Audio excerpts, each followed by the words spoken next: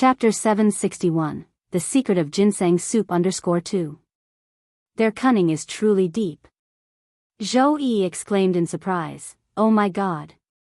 Your new sister has no shame at all.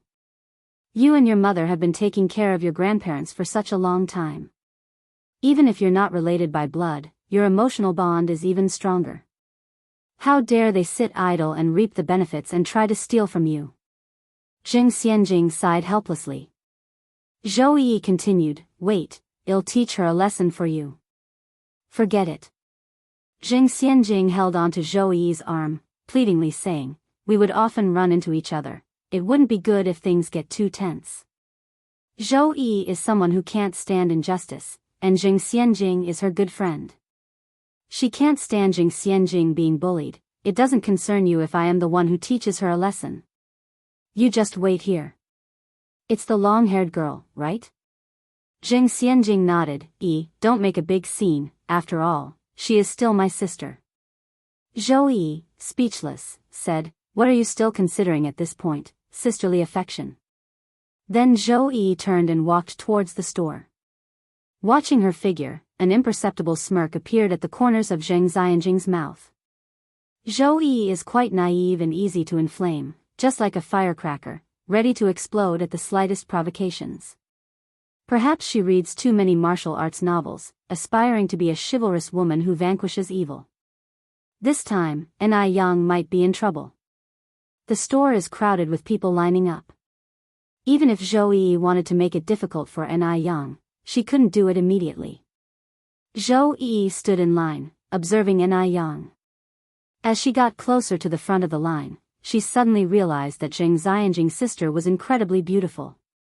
Her skin was as white as snow, lips red and teeth white. For all appearances and charm, even the dull uniform she wore couldn't hide her ethereal temperament. Every frown and smile was exceedingly eye-catching. She, a woman herself, found her eyes brightening and heart fluttering at the sight.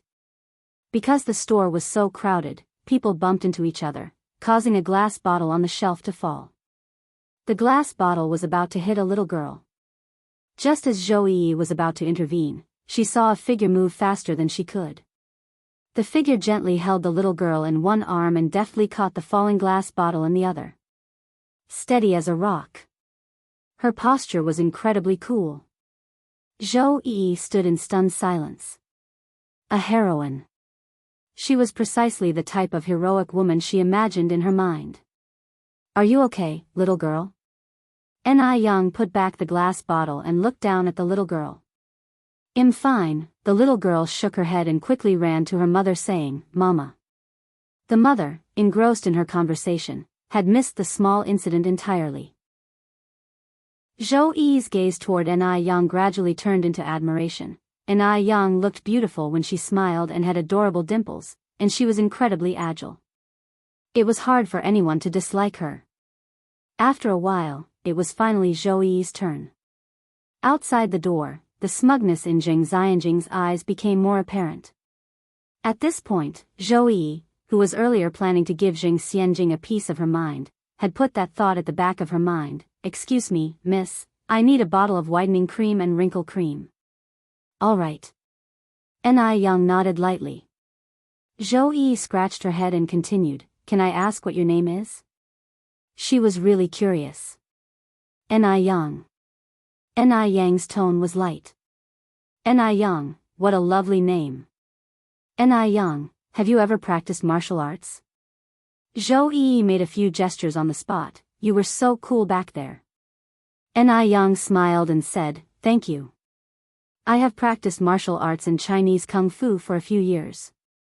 In her previous life, she had mastered kung fu and martial arts to protect herself but was still schemed upon. In this life, her senses had become sensitized ever since she saved that high official in Dam Village. The combination of her heightened senses and martial arts made her movements more agile. Zhou Yi nodded, "So that's how it is."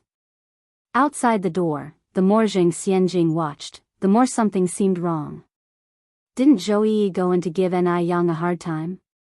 Why were they now having a pleasant conversation? What an idiot Zhou Yi was. What on earth was she doing? Jing Xianjing's lips tightened. she was itching to rush in and slap Zhou Yi. Soon after, Zhou Yi walked back out, smiling broadly. Xianjing, you must have misunderstood something. I think your new sister is quite nice. She's beautiful, handles things smoothly, and even her voice is pleasant. If I were you, I would be overjoyed to have such a fantastic sister. Chapter 762, The Secret of Ginseng Soup _3. Upon hearing this, shock flooded Zheng Xianjing's face. What in the world had happened? Why did Zhou Yi suddenly side with Ni Yang and speak up for her? Zheng Xianjing's complexion changed continuously. She sighed deeply, her face filled with bitterness. I knew this would be the outcome, she said dejectedly. What outcome? Zhou Yi asked. Zheng Xianjing responded with a bitter laugh. Just because she's pretty, everything she does is right.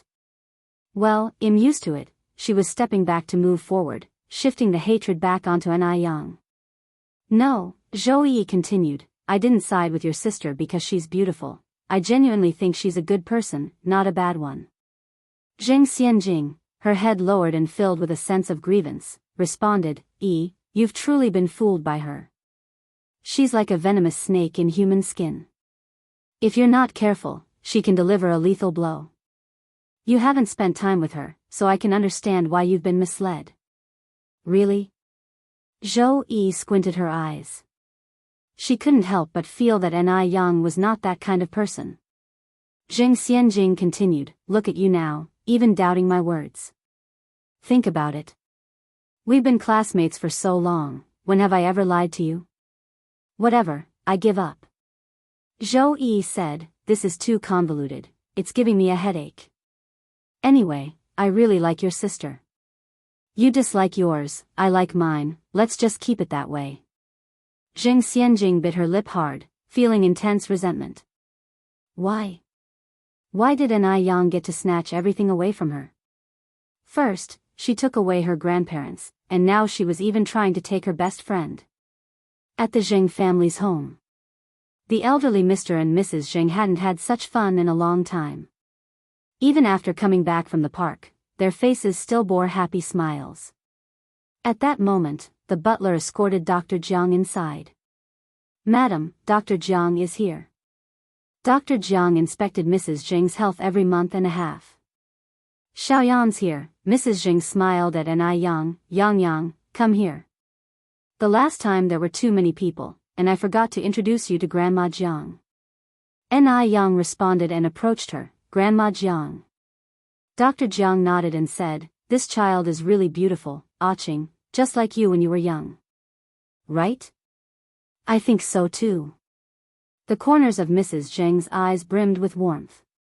Ni Tsuhua served a plate of fruits. Dr. Jiang, have some fruit. Mrs. Zheng said, Xiaoyan and I are lifelong best friends. Tingting, you should call her Aunt Jiang. All right. Ni Tsuhua looked up at Dr. Jiang, Aunt Jiang. She hadn't really paid attention to Dr. Jiang during the last familial reunion, but finding a closer look at her today, she found her strangely familiar. Very familiar. It was as if she had seen her somewhere before. Ni Tsuhua squinted her eyes but simply couldn't remember where she had seen Dr. Jiang before. Dr. Jiang subtly shifted her gaze away from Ni Tsuhua, placed her medical box on the tea table, and said to Mrs. Zheng, Aching, shall we start now?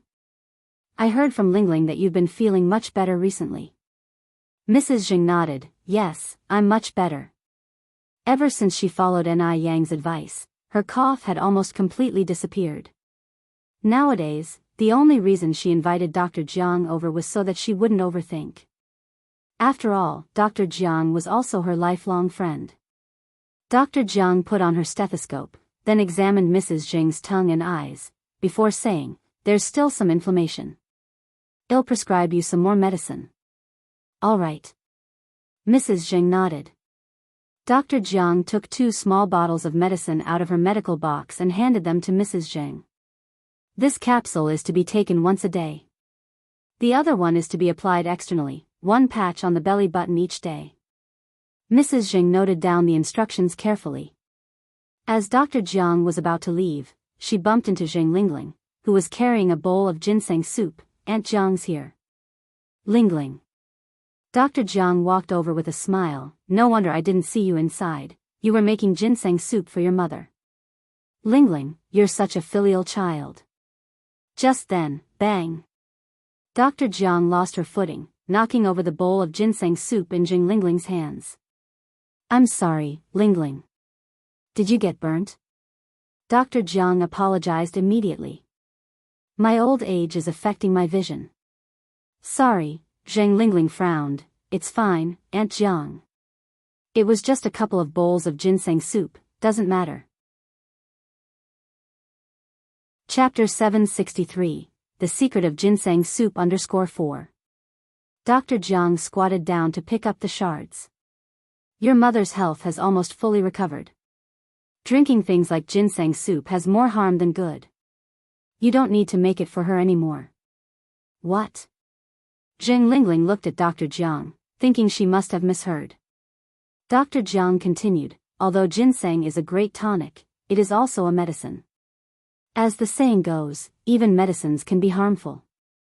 In short, just listen to me. Zheng Lingling nodded. All right, Aunt Jiang. Dr. Jiang patted Zheng Lingling's arm. They'll be leaving then. Zheng Lingling quickly put down the shards she was holding. They'll walk you out. Dr. Jiang looked at the mess on the floor. No need, you carry on with your chores. Zheng Lingling quickly asked the servants to mop up the spilled soup from the floor. Ni Yen was standing behind a large antique vase, observing the whole scene. The conversation between Zheng Lingling and Dr. Jiang seemed normal, but upon closer inspection, it was full of suspicions. Was she overthinking things, or was there indeed something strange between those two? Ni Yen narrowed her eyes slightly and tiptoed towards the kitchen. The Zheng family's kitchen was huge and it produced a large amount of daily waste. When she arrived, she happened to see the servant throwing the shards into the bin. After the servant left, Ni Yen stepped out from the corner, picked up a piece of shard, and sniffed it. It did smell like ginseng soup. Was she really overthinking it? Ni Yen didn't linger and pulled a handkerchief from her pocket. She wrapped the shard in the handkerchief and left. Nobody would think that someone would take away a piece of a broken bowl. That evening, Ni Yen visited Mrs. Zheng's bedroom. Who's there? Mrs. Zheng asked from inside the room. Grandma, it's me, Yang Yang. Ni Yen responded. The next second, the door opened. The person opening the door was Mr. Zheng. Yang Yang, come in quickly. Mrs. Zheng was sitting on the sofa with her reading glasses on, looking at something. Seeing Ni Yan's arrival, she immediately said, Yang Yang, come over here. Ni Yan walked over with a smile and then saw that Mrs. Zheng was holding a black and white photo of a very cute young baby. Mrs. Zheng laughed. Yang Yang, does this baby look like Yunyan? This is your mother when she was little. Really? Ni Yan was somewhat amazed as she took the photo. So this is my mother when she was young? She does look quite like Yunyan. Mrs. Zheng continued, so, the moment I first laid my eyes on little Yunyan, I knew she was somehow related to me. It's fate. After looking at the photo, Ni Yan said, Grandma, I have something to ask you. Go ahead. Have you known Dr. Jiang for a long time? Ni Yan asked. Yes. Mrs. Zheng nodded. If we were to calculate, I have known her for more than 30 years. 30 years wasn't a long time, nor a short one. Ni Yan continued, so, is she our family's physician? Has she always been managing your health? Mrs. Zheng further nodded. I owe my health to her. Yang Yang, Dr. Jiang has no children, she is quite pitiful. If we can help her in the future, we should. Okay. Ni Yan continued, Grandma, how did you meet Dr. Jiang? Here's how it was. Mrs. Zheng began reminiscing about the past 30 years. Dr. Jiang is indeed a good person. Otherwise, she wouldn't have crossed the Pacific, overcoming countless obstacles, to bring Zheng Lingling to Mrs. Zheng's side. The world 30 years ago was not as it is now. One could only imagine how hard it would have been for Dr. Jiang, a woman, to travel alone with a child. No wonder Mrs. Jing trusted Dr. Jiang. There was this reason behind their relationship. Yen squinted her eyes and said, "Grandma, can I see the medicine prescribed to you by Dr. Jiang today?" "I will get it for you." Mr. Jing rose from the sofa to fetch it. A moment later, Mr. Jing handed 2 small white bottles to Yen. Yen carefully examined the 2 bottles of medicine and found them to be common anti-inflammatory drugs. Mrs. Jing asked, "Yang, have you found something?" Yen continued, "Grandma, do you remember when you and Grandpa first visited Jinghua village? I told you that the toxins in your bodies might have been deliberately caused by someone?" Chapter 764, The Secret of Ginseng Soup _5. "I remember." Mrs. Jing nodded, "But you also said that these toxins could have possibly resulted from food incompatibility." Once she finished speaking, Mrs. Jing exclaimed surprisingly, Yang, are you suspecting the doctor?" The doctor had absolutely no motive. Why would she poison anyone?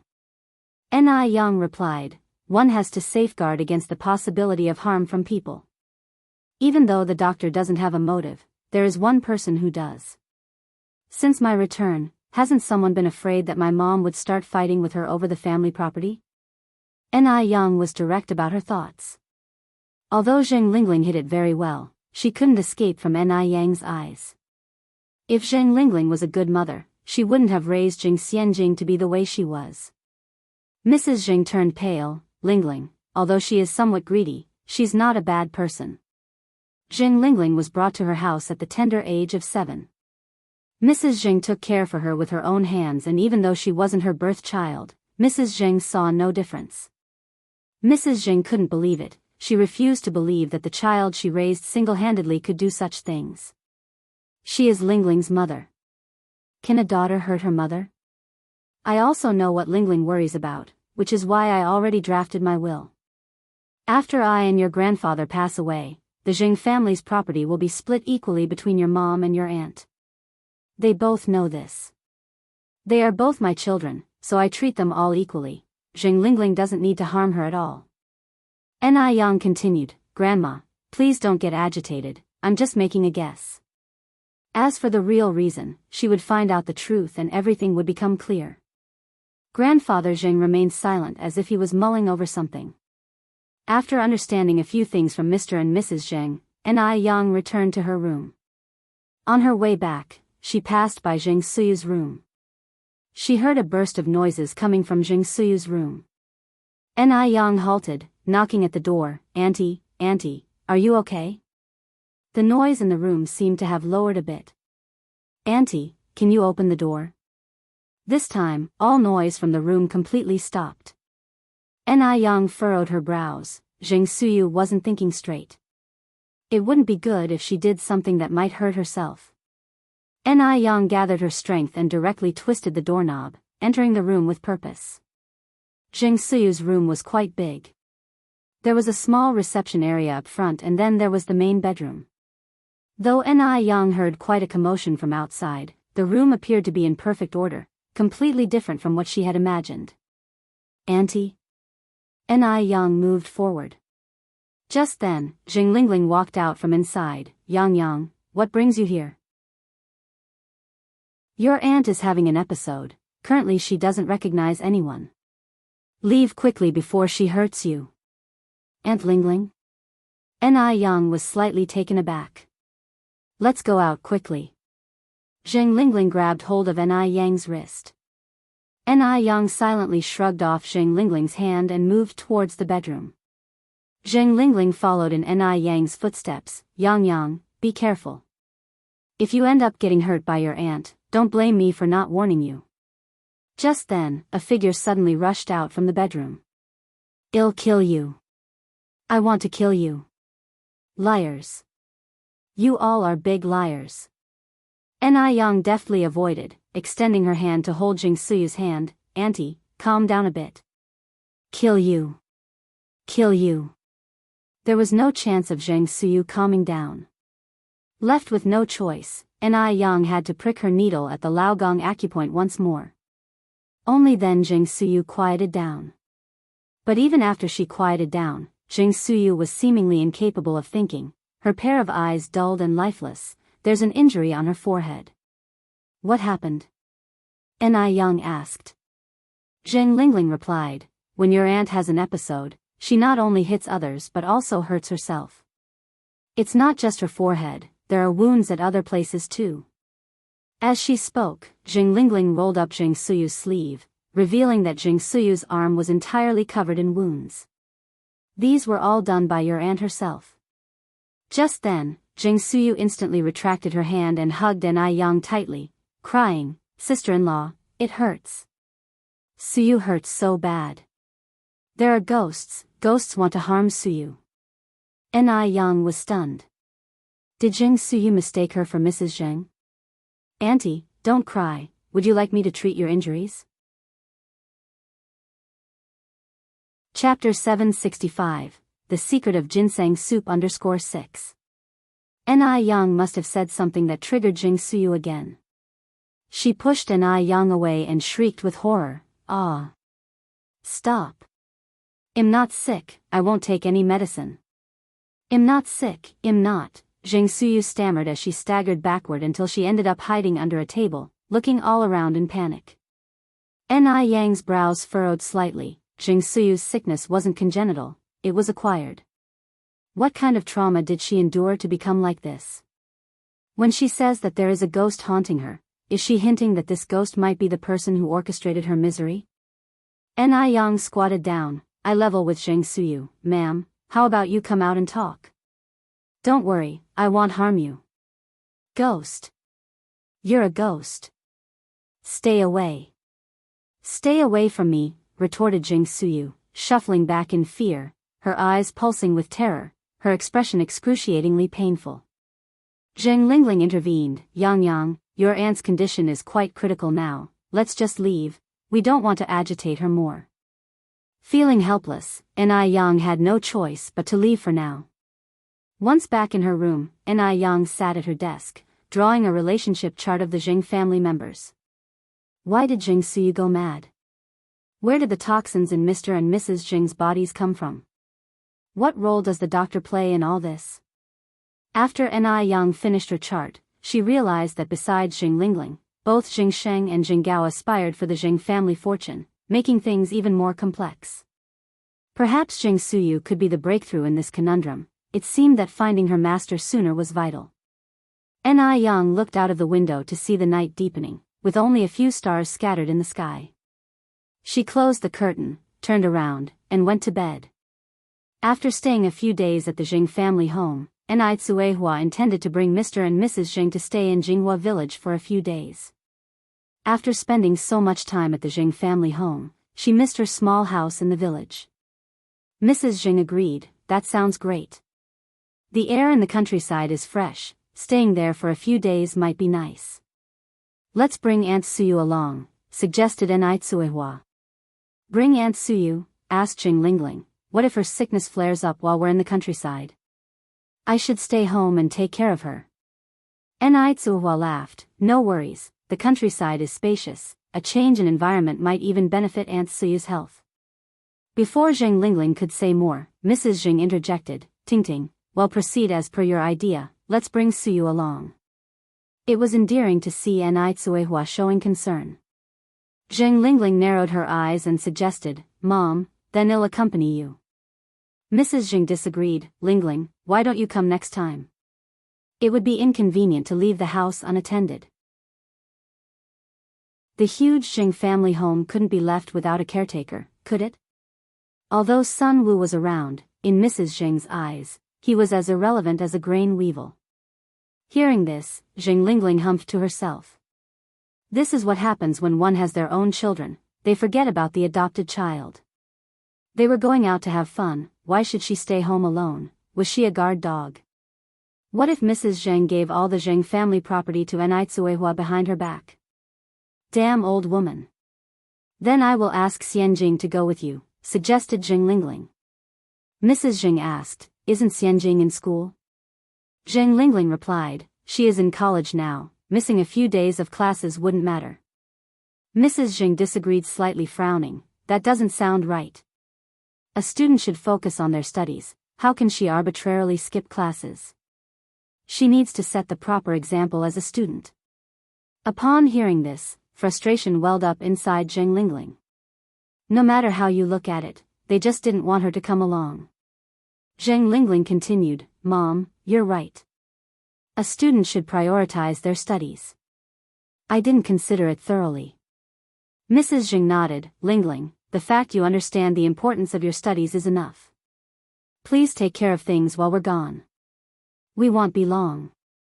When the villagers of Jinghua village found out that Nai Tsuehua had found her long-lost parents and family, they were extremely happy.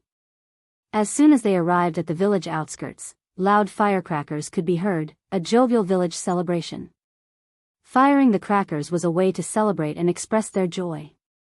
Congrats, Yang Yang's mom. Congrats. Congrats. I always wondered why Yang Yang's mom is so pretty. Turns out she's a lady of a grand family. Touched, Nai Tsuehua replied, Thanks, everyone. Tonight, come by my place for dinner, let's enjoy the evening together.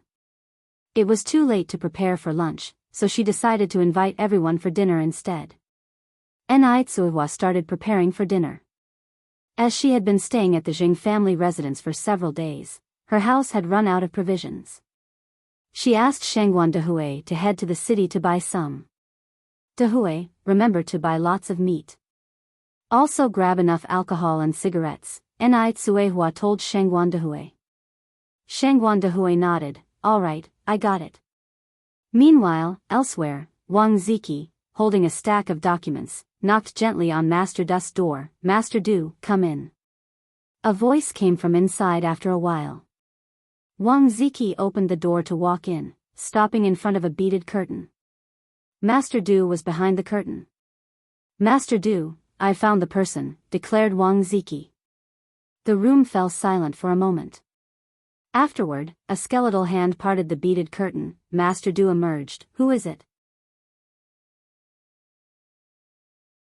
Chapter 766. It's her _1. Master Du seemed to have just woken up, his face still beholden to a sense of drowsiness. He held a string of Buddha beads in his hand as he haughtily surveyed Wang Ziki. Wang Ziki continued.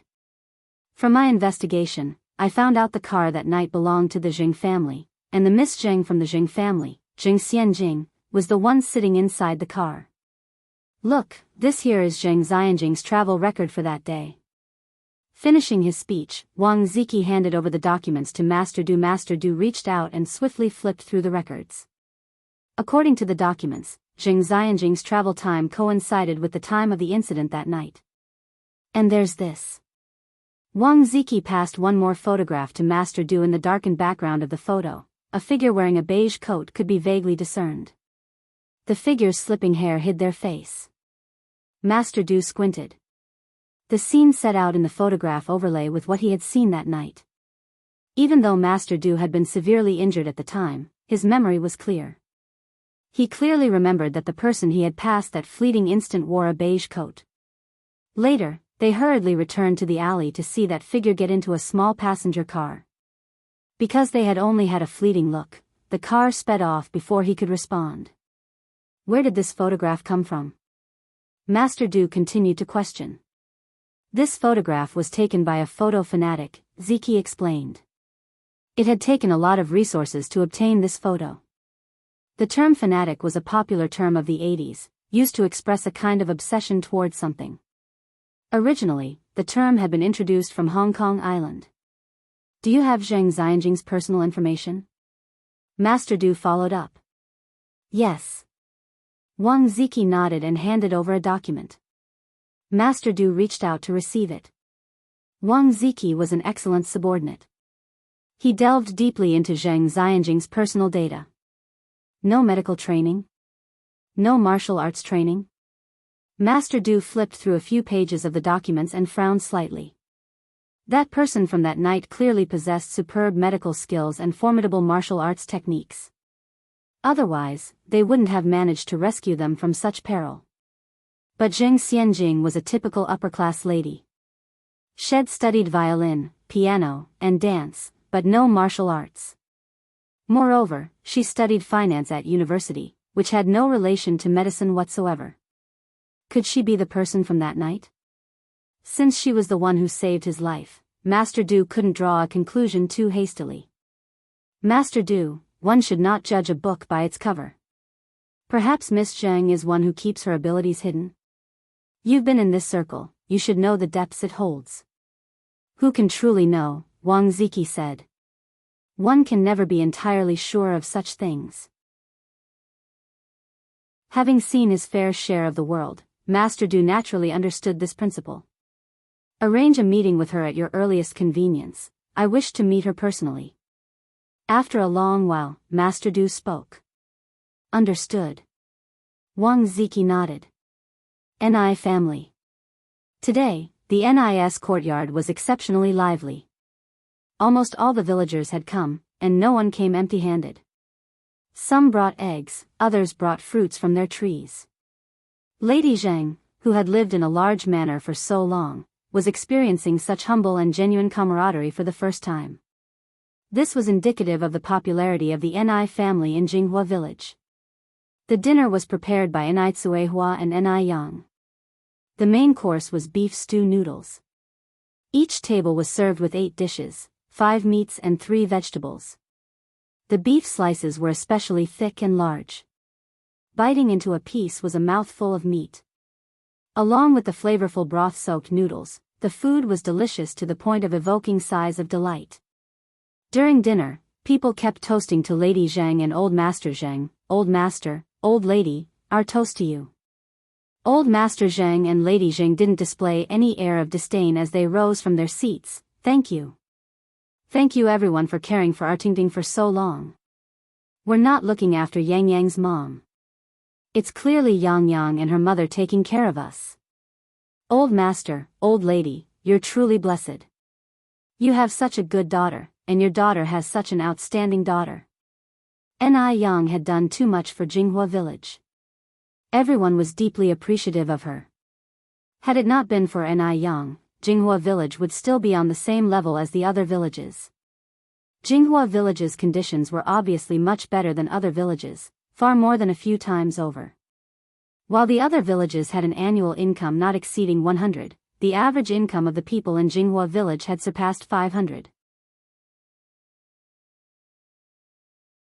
Chapter 767, It's Her _2. The wide and long cement road alone was enough to make people in other villages envious.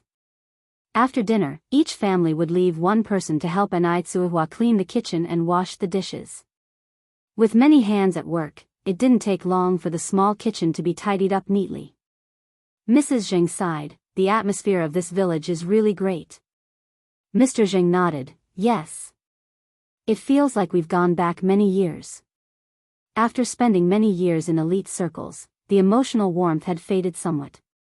The next day, NI Yang planned to visit her master and his wife. She bought a lot of nutritional supplements and set off on her bike. The couple lived on the other side of Beijing, more than 60 kilometers away from Jinghua village. Riding a bike was not enough, so NI Yang cycled to the city, then took a taxi. Standing in front of the familiar courtyard gate, NI Yang was filled with mixed feelings. At this point in her previous life, her senior brother had already been killed, so 2 white lanterns hung in front of the small courtyard, making it look desolate and lonely. In this life, her senior brother was still alive and well, and the red lantern was still the same as before. It was a relief. NI Yang knocked on the door of the courtyard. After a period, the door was opened by a kind-looking old lady in her 60s or 70s. Hello, who are you looking for? This was Wang Zhousher, her master's wife from her previous life. Coming from a feudal society, the master's wife had no name of her own. After marrying her master, she adopted his surname and combined it with her own to be called Wang Zhousher. Upon seeing her benefactors from her previous life again, NI Yang's eyes welled up with tears. Moss, she nearly said, Master, but quickly swallowed it back and asked, Hello, is this Dr. Wang's home? Wang Zhousher nodded, Yes, come in, young lady.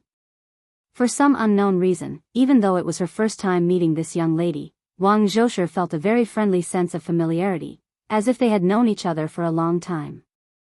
The small courtyard was as familiar as ever. Wang Zhoushi led An Yang into the living room. "Sit here for a moment, young lady, I'll go call someone for you." The master had no hobbies other than cockfighting and drinking. He was probably competing with his old buddies next door right now. After her senior brother's death in the previous life, the master suddenly aged overnight. He stopped cockfighting and drinking. "That would be great, thank you." "It's not a problem at all, it's the least I could do." "You can wait here." Wang Zhoushi walked out. An Yang sat in the chair, quietly observing everything in the living room. The living room's furnishings were very simple and clean. Although the master was a divine doctor, his lifestyle was quite modest. Because he never overcharged, and even paid out of his pocket when treating impoverished families. Soon after, Wang Zhoushi clutched a vibrant, glossy feathered rooster, and returned with Master Wang. Old Master Wang held the rooster in his arms, grumbling, "It's all your fault. Without your interruption, my undefeated general would have won." Wang Zhoushi replied, lost for words, "And what if he did win? Can we eat him? Can we spend him? I truly can't understand what's so amusing about this game with roosters. You're no longer young and it's a bit shameful to act like this." Master Wang turned his head away in disdain. "A woman's opinion. I can't be bothered to talk to you." "I can't be bothered to talk to you either." Even as they bickered, they made their way into the living room. Seeing the couple return, An Yang immediately stood up from her chair. "Dr. Wang." Master Wang was stunned, he didn't recognize this young lady. Traditional Chinese medicine pays attention to observation, listening, questioning, and pulse-taking, and just one glance told him that this young lady did not come to seek treatment. If she was not here for treatment, what was she here for? An Yang read Master Wang's confusion and continued, "Dr. Wang, my name is An Yang, and the both of you can call me Yang Yang. I came here today to express my gratitude." An Yang placed a pile of nutritional supplements on the table. Dr. Wang became even more confused. "Young lady, are you sure you haven't mistaken me for someone else?" An Yang was so beautiful, that if he really had seen her before, he would have remembered her. It was impossible for him not to have any impression at all. An Yang had prepared a line of argument in advance. "Dr. Wang, do you remember saving a little girl from drowning 15 years ago? If it weren't for you, I wouldn't even exist now." Throughout his life, Dr. Wang had saved countless people. He vaguely remembered such an incident, but he had forgotten the specifics. Chapter 768, It's Her _3. This child was one who understood gratitude. So many years had passed, yet she still remembered it in her heart. Dr. Wang smiled and said, "As a doctor, I am merely doing my duty to heal the sick and injured. There's no need for such courtesy, young lady." An Yang continued, "Ever since the incident 15 years ago, I've aspired to be just like you, Dr. Wang, a traditional Chinese medicine practitioner who heals the sick and injured. Over the years, I've read quite a few medical books. Dr. Wang, I wish to take you as my master." An Yang's sincerity was palpable. The medical skills she possessed were all taught by Dr. Wang. Therefore, it was only right for her to ask to formally become his apprentice. Old Dr. Wang stroked his beard. "If you wish to become my apprentice, you must have some real skills. You said you've read medical books, right? The young lady is so beautiful, becoming an apprentice might just be a passing whim." Old Wang didn't take An Yang's request to heart. "Yes." An Yang nodded. "Follow me." Old Wang gestured and walked outside. An Yang followed his steps. Old Wang took An Yang to the courtyard. The courtyard was filled with an abundance of drying herbs, the air wafted with a subtle medicinal scent. Old Wang pointed at these herbs and said, "If you can correctly identify all these herbs today, I'll take you as my apprentice." Wang Zhoushi tugged at Dr. Wang's sleeve. "Old man, aren't you deliberately making things difficult for the young lady? There are so many herbs, even I can't recognize them all. How could she possibly do so?" Old Wang continued, "If she can't identify them, it means that we don't share a master-apprentice destiny. Wang Zhoushe, speechless, retorted, "What master-apprentice destiny you speak of?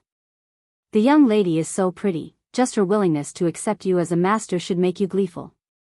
Yet, here you are still flaunting your masterly arrogance." A woman's perspective. While the two were speaking, Yang approached the drying racks and began to identify the herbs. "This is chunbujian, purple velvet grass, stemless vine, crow leaf. These herbs have detoxifying properties. This is green ginseng, five-flavor skin, chickspear vine, maple bark, old stork grass. These herbs can eliminate rheumatism and strengthen muscles." Dr. Wang's expression gradually shifted to surprise. He didn't expect Yang to successfully identify all the herbs. In addition, she not only recognized them all, but also understood the properties of the herbs. She was clearly a genius.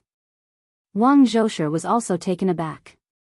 She spent many years assisting Dr. Wang, and despite routinely drying these herbs herself, she couldn't identify all of them like Yang did. Doctors value talent, and old Wang was no exception. He walked over to Yang. "Good, very good. Today, Wang Erge officially accepts you as his apprentice." Throughout his life, he had taken several apprentices, but none of them turned out promising. They couldn't even memorize the names of the herbs, leading them to eventually give up. Yang immediately knelt and kowtowed in respect. "Master and mistress, please accept my salutation." "Good child, stand up." The elderly pair walked over and helped Yang to her feet.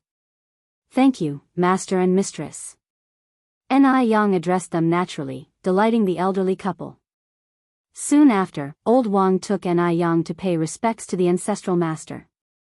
Old Wang's medical skills were passed down from the lineage of Bien Quebec. Hanging on the wall was a portrait of Bien K, below which hung the portrait of a more recent ancestral master. Old Wang handed 3 sticks of incense to Yang. "From today onwards, you are the 108th direct disciple of my Xian medical lineage. In the future, you must uphold the medical ethics, maintain integrity in practicing medicine.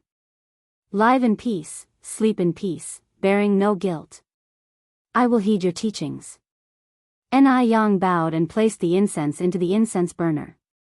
Yang was very clever. Many things only had to be explained once by old Wang, and she would understand. Old Wang was overjoyed. After so many years, he had finally found a disciple with exceptional aptitude. Old Wang was eager to parade Yang around, to let everyone know how gifted his new disciple was. Old Wang stroked his beard, triumphantly saying, "Let's see how Lin Yuan mocks me now." Lin Yuan was old Wang's senior fellow apprentice and another divine doctor. His medical skills were on par with old Wang. The only difference was, Lin Yuan had an extraordinarily talented apprentice, and always boasted about his apprentice to old Wang. Furthermore, he mocked old Wang for having no one to inherit his medical skills. Wang Zhoushe laughed, "Look how smug you are." Old Wang took a sip of wine, crossed his legs and stated, "I do have something to be smug about." Chapter 769, It's Her _4. Wang Zhoushe shakes his head helplessly, dealing with a person of such an age who still acts like a child every day. For 3 consecutive days, Yang spends the afternoon with old Mr. Wang. Wang Ziki seldom stays at home, and the old couple, Mr. Wang and Wang Zhoushe, find their home life quite dull. But with the arrival of Yang, smiles have returned to the faces of the elderly couple. Despite Yang's sound medical skills from her previous life, in her current life, she discovers lots of new information when she revisits her studies. Yang is flipping through a medical book when she looks up at Mr. Wang and asks, "Master, is there any way to cure mental illnesses?"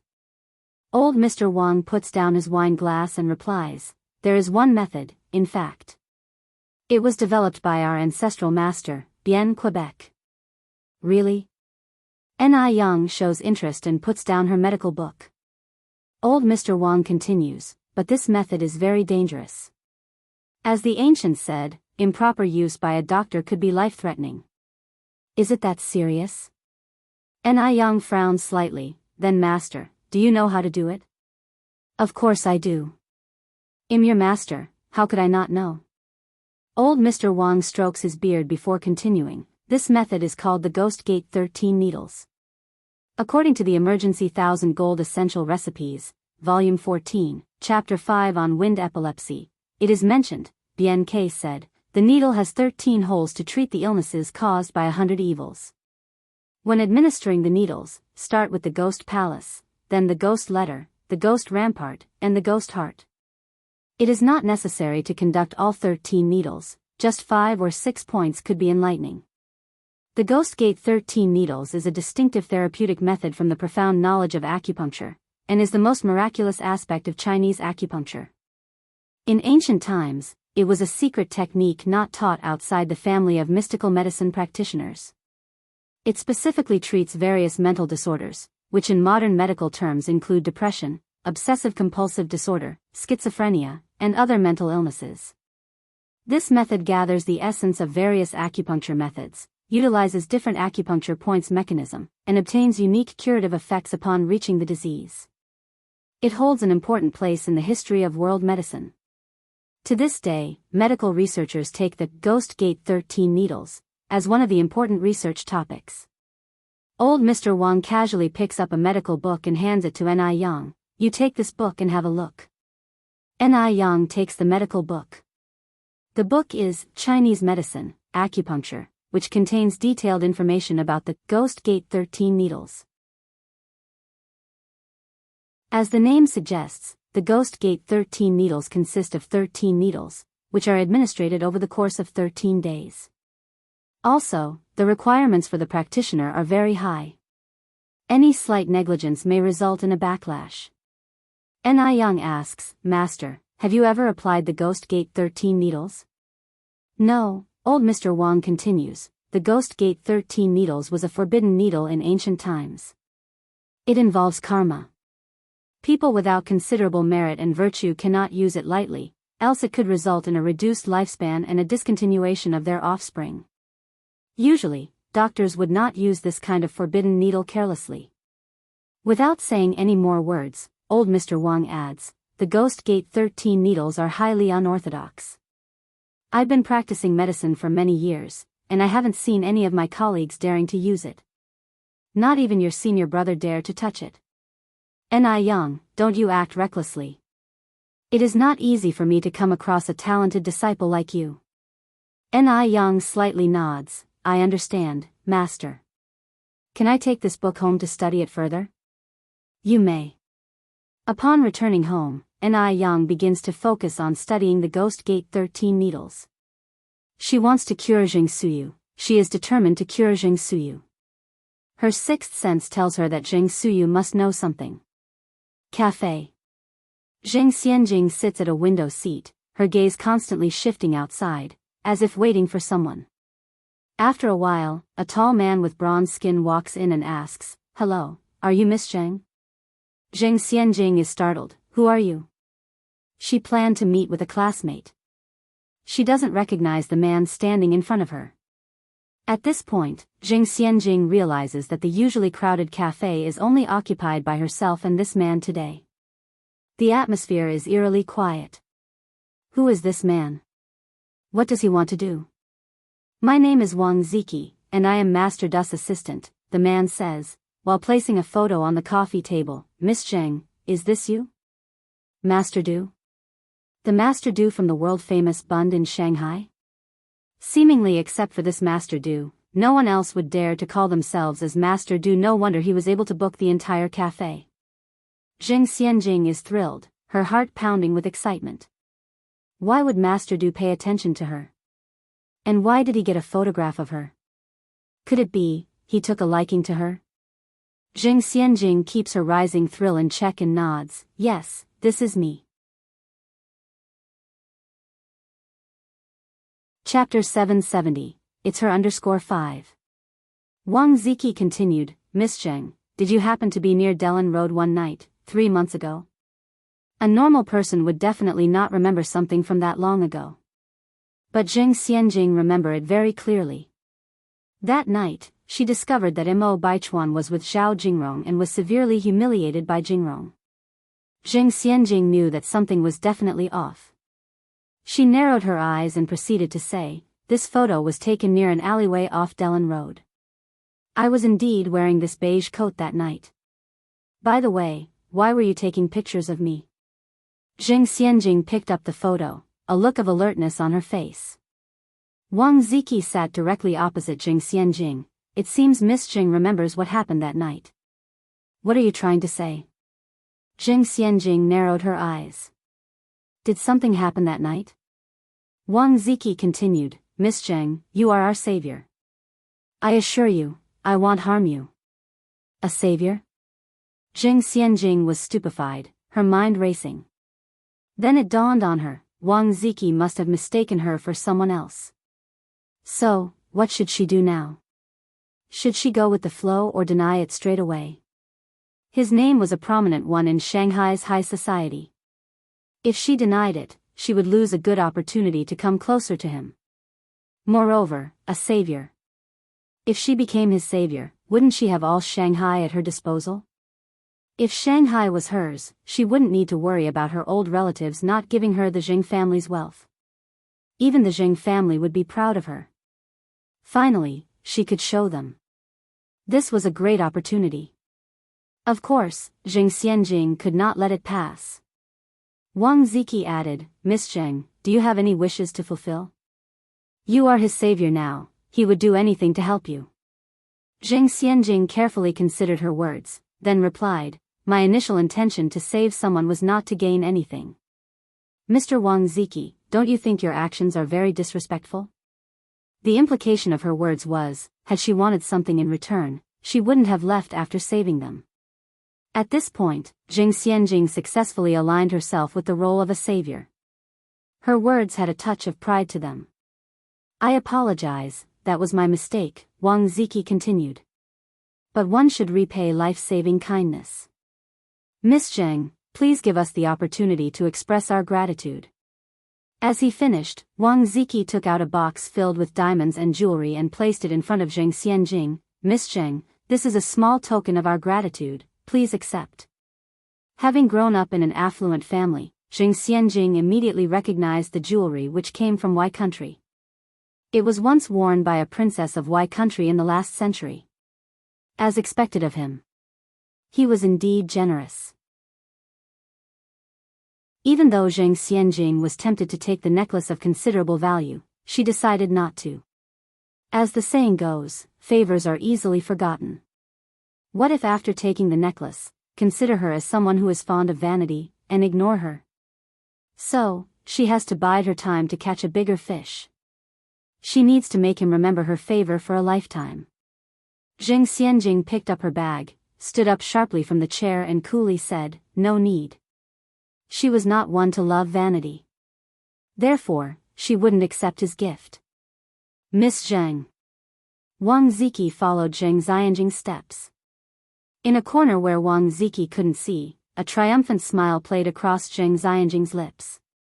She had never dreamed that one day she would end up being his savior.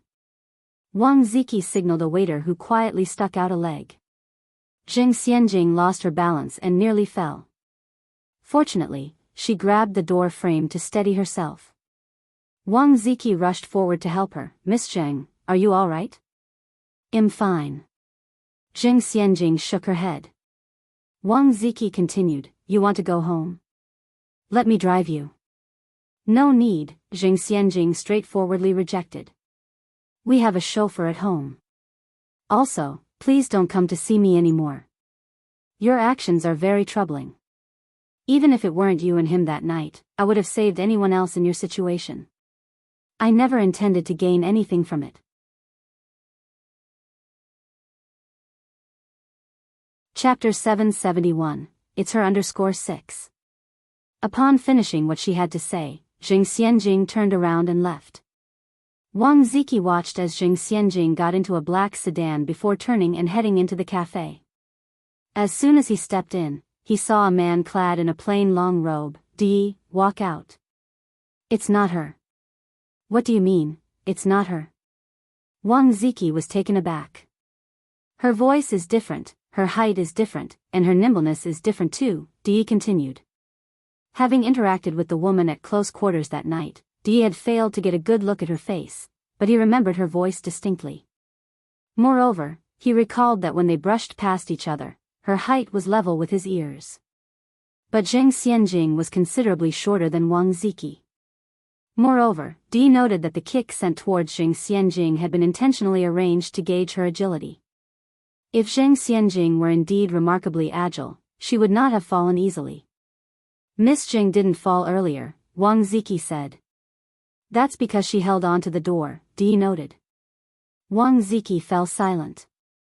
After a moment's thought, he said, but she admitted that she was the one there that night. Wang Ziki was a little naive, as he himself didn't lie, he unconsciously assumed that no one else in the world did either. Running his fingers over the Buddha beads, Dee said, who wouldn't want to attract wealth to the degree that she does? He had encountered countless women like Zheng Xianjing who try to evade capture by instigating their pursuers to catch them. He was now used to their antics. Incidentally, he came today hoping to make some progress but left feeling disappointed. Could it be that Miss Zheng wasn't the one we encountered that night? Wang Ziki asked. But the car was from the Zheng family. And who else could it be if not her? Don't the Zhengs have anyone apart from Zheng Xianjing? Dee retorted.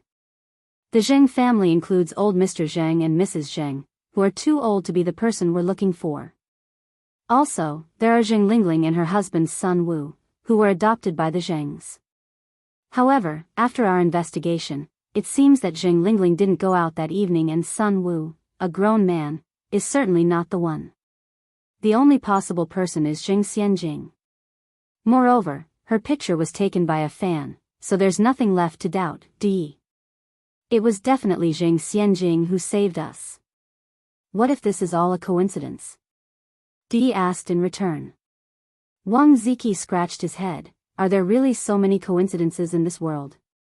There's no such thing as the perfect story without coincidences, Dee mused, running his fingers over the Buddha beads. Identifying his savior was important. Dee did not want to mistake her identity mistakenly. This would not only be disrespectful towards the person who saved him, but also irresponsible towards himself. Wang Ziki suddenly seemed to remember something. Right, Dee, the Zhengs have recently found their biological daughter, Zheng Tingting. She has a daughter herself, who is about the same age as Zheng Xianjing. But the thing is, Zheng Tingting was only recently reunited with the Zhengs, so the timeline doesn't add up. With narrowed eyes, Dee fell silent. Finding himself at a loss, he wondered if he might have been mistaken from the start. Perhaps, the person he'd seen when returning was not the one who'd come to his aid. Reflecting on this, Dee asked, that night, when you were supposed to take me to the hospital and had to go back and forth on the way, how much time had passed before you got back to the mouth of the alley? About, Wang Ziki thought for a moment, 20 minutes or so. 20 minutes. A lot could happen in 20 minutes. No normal person would linger around a dangerous alley for 20 minutes. Moreover, when Dee had come out, he thought he'd seen a bicycle parked in the corner of the alley. But when he came back, the bicycle was missing. Ziki, when you were helping me out, did you see a bicycle on the side? Dee pressed on. I don't think so. With Dee seriously ill, Wang Ziki had been so anxious that he didn't have the time or disposition to notice anything else. I saw one, Dee remarked, eyes narrowed. It was a Phoenix brand bicycle. Wang Ziki said, Dee, are you sure you weren't hallucinating? You were severely injured and almost unconscious at the time. How could you possibly observe things so closely? I still think the person was Miss Zheng Xianjing. Had it really just been his hallucination? As he leaned back in his chair, Dee tapped his fingers on the table. Then, he took something out of his pocket and handed it to Wang Ziki. Here, give this to Zheng Xianjing. It was a red velvet box that held an exquisite crystal hair clip. Under the light, it glimmered dazzlingly. What a coincidence it was. When he brushed past her, the hair clip she had on fell into his hand. Due to the urgency of the situation, he hadn't had the chance to return it to her then. All right. Wang Ziki took the velvet box and nodded.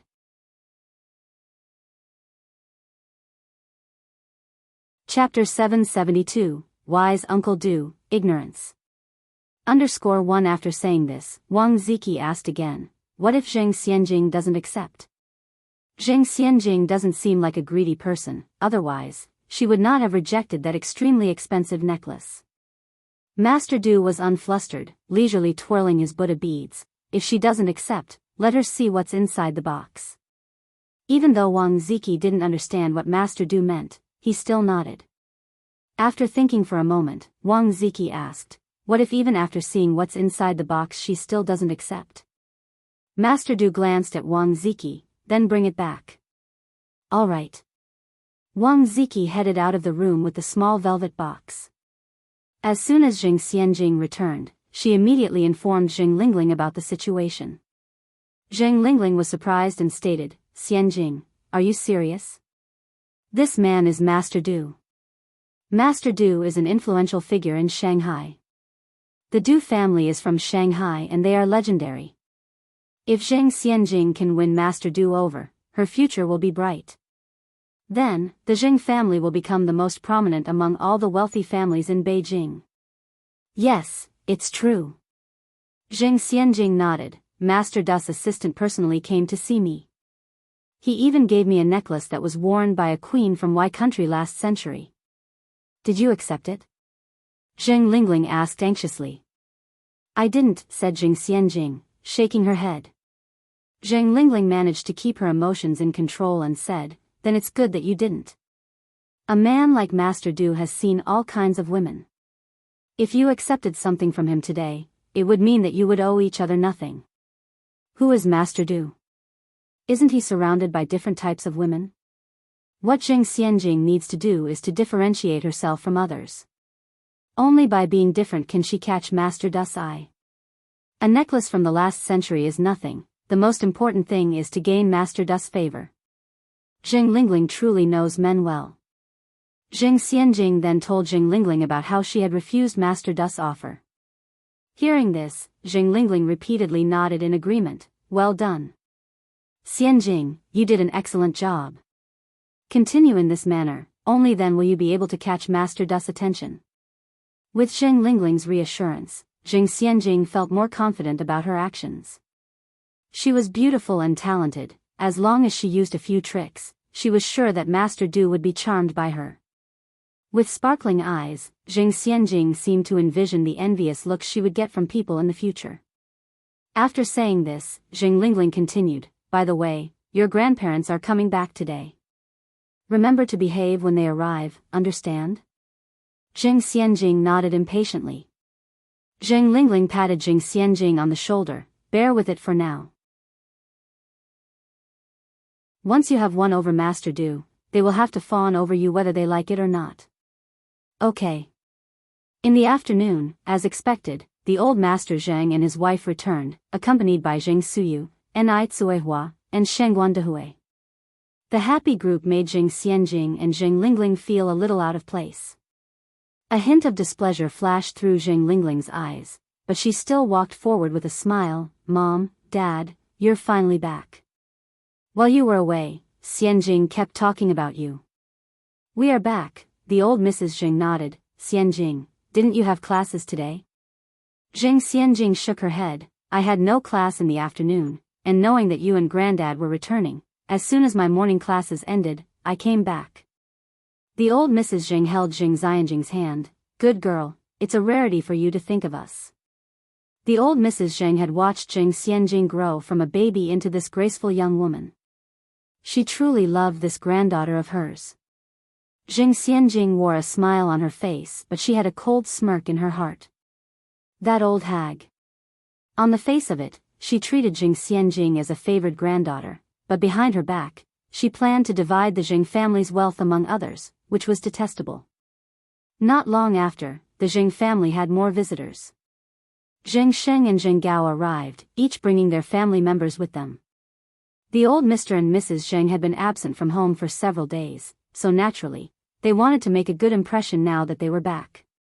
Even a minor share of the Zheng family's wealth would be enough for them. Zheng Yingyue and Zheng Yingmei were calling everybody aunt and cousin. They couldn't have been more affectionate if they tried. In the past, when they visited the Zheng family, they would try to win Jing Xianjing over. But now that nobody wanted Jing Xianjing, they changed their tactics to win over the old Mrs. Zheng, Ni Tsuehua, and little Ni Yun.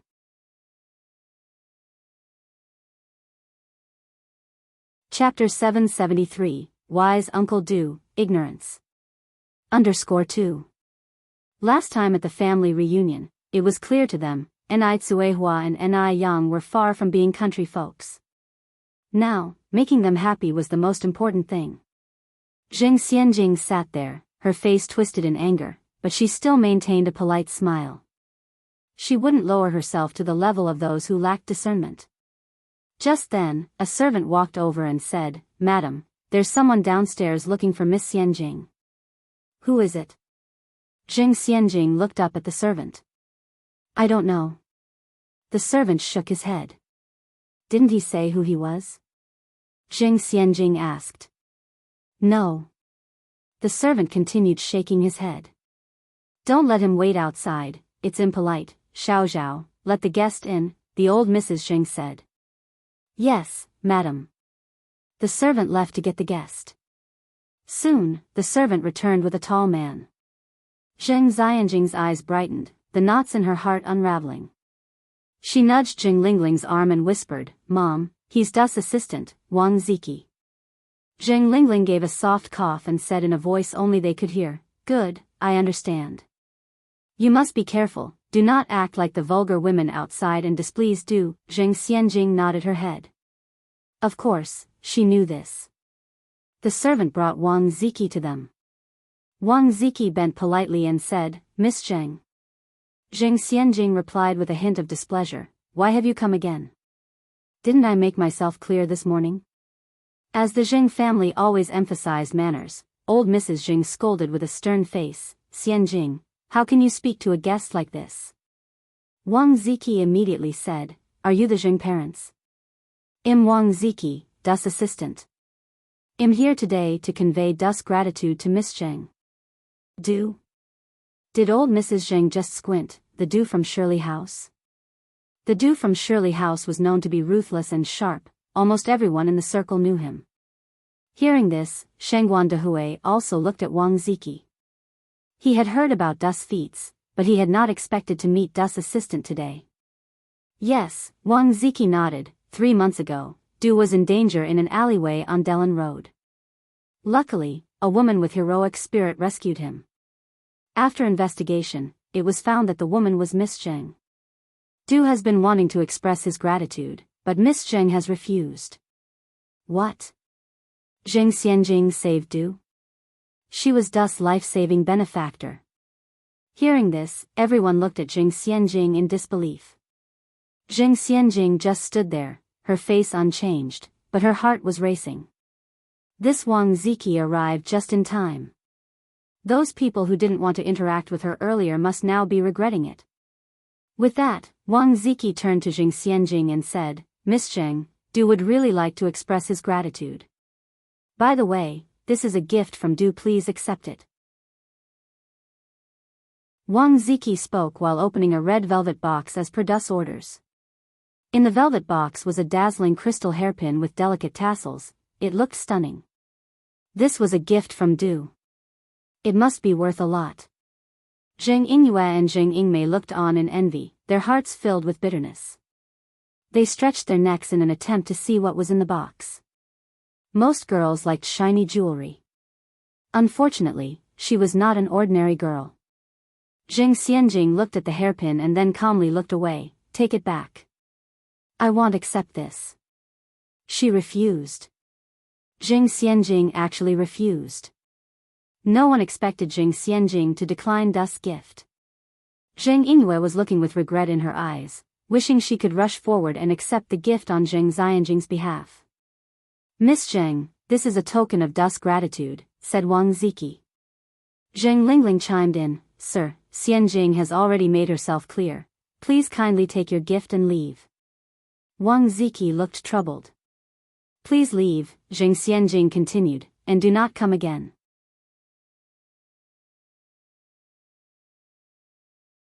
Chapter 774, Wise Uncle Du, Ignorance. _3. Madame Zheng said, Sir, as the Buddha says, saving a life is more meritorious than building a 7-storied pagoda. Xianjing saved Mr. Du. She is indeed amassing virtue for herself. Since she doesn't wish to accept these gifts, please take them back.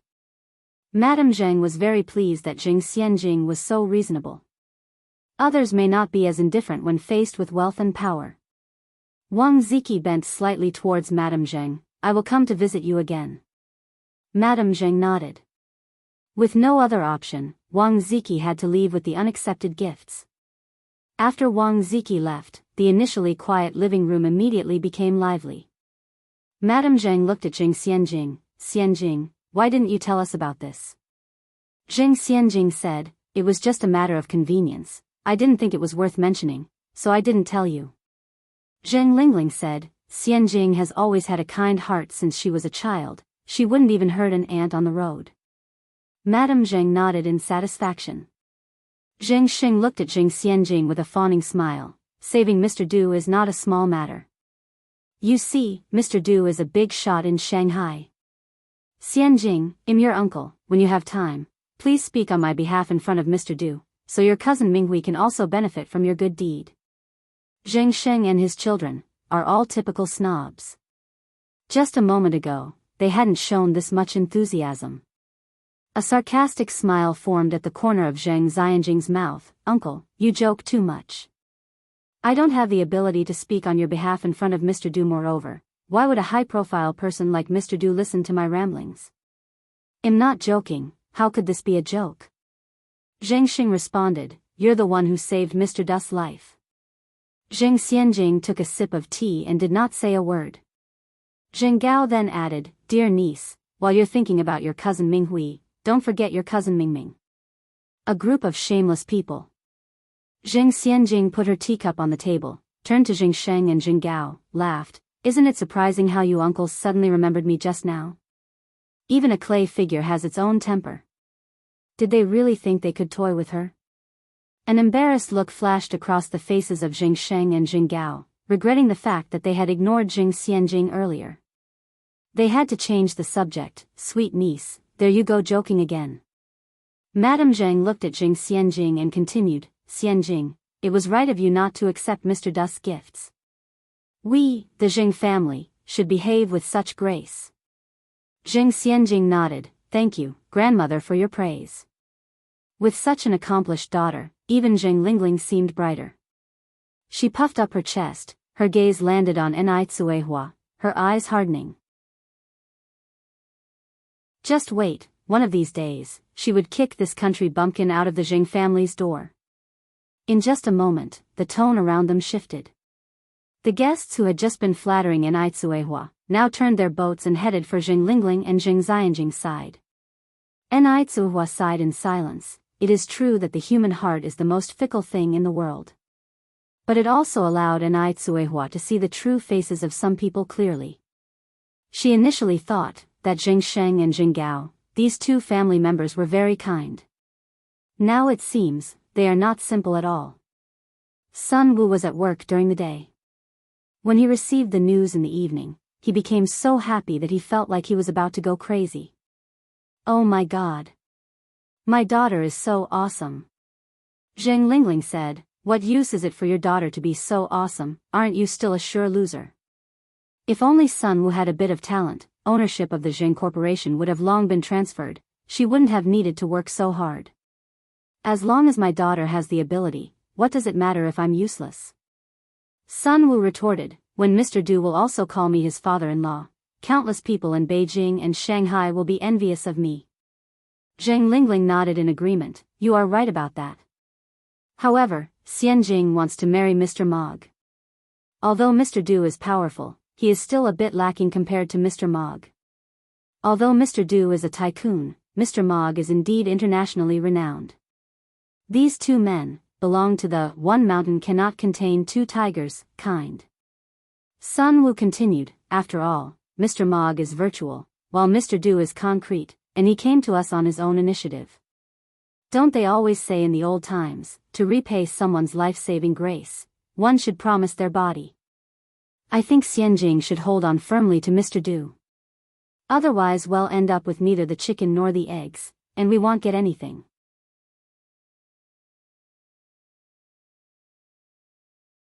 Chapter 775, Wise Uncle Do, Ignorance. _4. One might say that Sun Wu doesn't usually stand out, and that wouldn't be a false claim. Zheng Lingling kept nodding her head. Yes, you're right. I'll go talk to Xianjing right now. Zheng Lingling went to Zheng Xianjing's bedroom where Xianjing was sitting on the sofa watching television. Mom. Zheng Lingling nodded, conveying Sun Wu's words to Zheng Xianjing. Xianjing, I think your dad is right. You have to seize this opportunity to win over Mr. Du. Zheng Xianjing smiled and said, Mom, don't worry, I've got this. Give up on Mr. Mog? Impossible. She wants to marry Mr. Mog, and at the same time, she wants to have Mr. Du fall for her, willing to give all for her. With that, Zheng Xianjing continued, Mom, when do you say I should stop rejecting Mr. Du? Zheng Lingling spoke with a smile on her lips, until he comes to see you himself. Will he come? Zheng Xianjing was a bit worried. What if he doesn't come to see me? Don't worry, Zheng Lingling patted Zheng Xianjing's hand, he will. Zheng Lingling understands men well. Zheng Xianjing's rebellious behavior would pique any man's interest and curiosity. How could Mr. Du not come? After all, what you can't have is always the most appealing. After saying all this, Zheng Lingling returned to her own room. Wang Ziki went directly to Mr. Du's residence. Mr. Du sat at a desk by the window, reading Buddhist scriptures. Without lifting his head at the sound of footsteps, he asked, was the item delivered? No. Wang Ziki shook his head, placing the small velvet box on the desk. Not delivered. As expected. Mr. Du's face didn't show any expression. You found the wrong person. What? Wang Ziki was taken aback. Mr. Du calmly turned a page of the Buddhist scripture. Zheng Xianjing is not the one who saved us that night. No need to look for her anymore. Fortunately, she didn't accept the necklace he offered before. Otherwise, he would have made a loss-making deal. Mr. Du never made a bad deal. On what basis are you sure that she wasn't the person from that night? Wang Ziki asked. To Wang Ziki, Zheng Xianjing seemed to be that person from the night. Otherwise, the coincidence would be too much. Because no one would reject their own things. If Zheng Xianjing's initial rejection of the necklace was because she was indifferent to fame and wealth, why would she reject this hairpin? Could she not recognize her own belongings? She was clearly playing hard to get. Did she think Mr. Du was like the impressionable young boys out there? Ignorant. Mr. Du lightly curled his lips. Wang Ziki didn't understand Mr. Du's meaning. Mr. Du didn't bother explaining further. He simply said, this matter still needs to be investigated. Wang Ziki scratched his head. Mr. Du, are you sure Zheng Xianjing is not that person? No, Mr. Du replied indifferently. Wang Ziki continued, but that car definitely belongs to the Zheng family. Mr. Du turned another page of the Buddhist scripture. The person in the car that night was Zheng Xianjing, and the person photographed by the fans was Zheng Xianjing, but Zheng Xianjing was not the person who appeared in the alley. If my guess is correct, the real person who saved me should be the owner of that Phoenix brand bicycle. At certain times, people may have a strong sixth sense. Mr. Du trusted his own sixth sense. Because the person who could save him was definitely not an ordinary, vain woman. But this Zheng Xianjing, she was more vain than the average. She even tried the old trick of playing hard to get. How cliched. Wang Ziki scratched his head. Mr. Du, are you sure that Phoenix bike wasn't just a hallucination? He always felt that the bicycle was a hallucination of Mr. Du's. No. Despite his serious injuries at the time, Mr. Du was certain it was not a hallucination. With that, Mr. Du stood up from the chair, turned his Buddhist scriptures over, opened the lid of the incense burner, and stoked the burning incense. You go ahead. Come and tell me when you found out the truth. Okay. Wang Ziki nodded, turned and walked out the door. Since he couldn't find the real savior, Wang Ziki had to start over with his investigation. This time, He looked into everyone in Beijing who had bought a Phoenix brand bicycle, and began investigating them one by one. Both Zheng Sheng and Zheng Gao were extremely vain. Despite being warned by Mrs. Zheng not to spread around the news about Zheng Xianjing saving people, in less than a day, the whole circle of aristocracy had heard about it.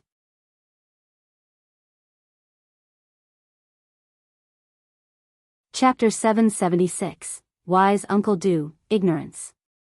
_5. Keep in mind, Zheng Xianjing is their grandniece. The grandniece's glory is their glory. Master Du is not someone ordinary rich families can get in touch with. Who wouldn't be envious of Zheng Xianjing at this moment? Those who had previously ignored Zheng Xianjing were now back flattering her in every possible way. Flattery is built on belittling others. To flatter someone, you must relentlessly belittle someone. Thus, Ni Yang became the one everyone was stepping on.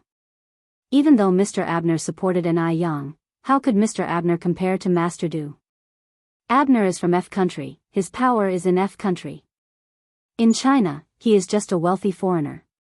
Xianjing, who is Ni Yang? She's just a country bumpkin.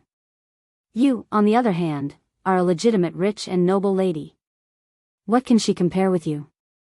Zheng Xianjing, as proud as a peacock, lifted the corners of her mouth into a triumphant smile. Siyu, do you really think so? Zhang Siyu nodded, of course it's true. Zheng Xianjing laughed softly, intending to embarrass her, but didn't I hear you say a while ago, that blood is thicker than water? How can a foster daughter compare to a biological one? Zhang Siyu looked somewhat embarrassed and pretended to have forgotten. Ah? Did I? I don't remember saying that. We've been sisters for so many years, Xianjing, how could I say that about you? Zheng Xianjing pointed at her ear. I heard you loud and clear, was it not so? It seems that Zheng Xianjing is not going to let this matter go today.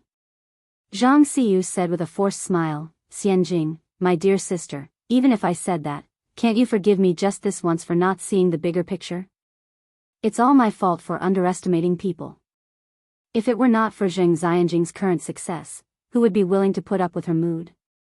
Look at her smug expression. In her heart, Zhang Siyu cursed Zheng Xianjing 1,000 times.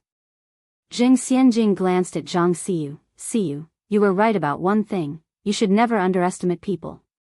Zhang Siyu forced a smile, echoing, yes, yes, yes, you're right, Xianjing. So, can you forgive me now? Since you admitted you were looking down on people, how about doing an impersonation of a dog's bark for me? Zheng Xianjing continued. At these words, a ripple of laughter went around the room. The wealthy daughters looked at each other, seeing the amusement in each other's eyes. Even the usual sisterhood was gone, and no one came forward to mediate the situation. Such was the plasticky sisterhood of the wealthy households. Zhang Siyu's face turned green and white. Xianjing, stop kidding. Zheng Xianjing turned to Zhang Siyu. I'm not joking with you. Zhang Siyu took a deep breath, opened her mouth and under enormous pressure, made a dog's bark. The room immediately erupted in laughter.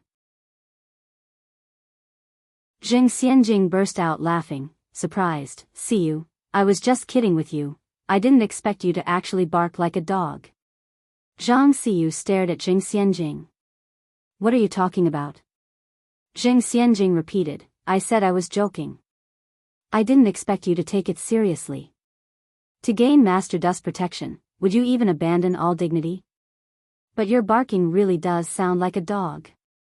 While saying the last two sentences, Zheng Xianjing burst into laughter, and everyone else joined in. Their laughter was like a thorn, piercing Zhang Siyu all over. She was utterly humiliated. Zhang Siyu's fury was instantly ignited by Zheng Xianjing. She stood up abruptly. A joke? Zheng Xianjing, you dare to joke about this? Zheng Xianjing had a hint of smile on her lips. What? Angry and embarrassed? When you were humiliating me, you never thought this day would come. Zhang Siyu was so angry that she was shaking all over.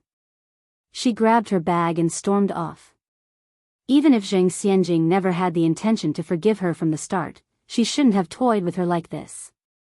This was too hateful. Jing Xianjing didn't care about this matter. A mere Zhang Xiyu wasn't worthy of her attention. These days, Jing Xianjing received many gifts, including jewelry, the supreme skincare products with a radiant glow, and a VIP membership card from a famous boutique. Looking at these precious and luxurious gifts, Jing Xianjing once again realized the importance of power.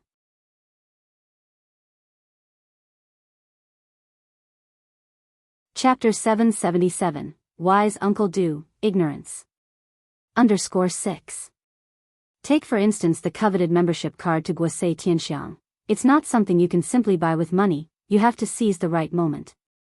She had heard of Guosei Tianxiang before and always wanted to go, but there was always a queue, and she hated having to lower herself to wait in a line, so it remained just a thought.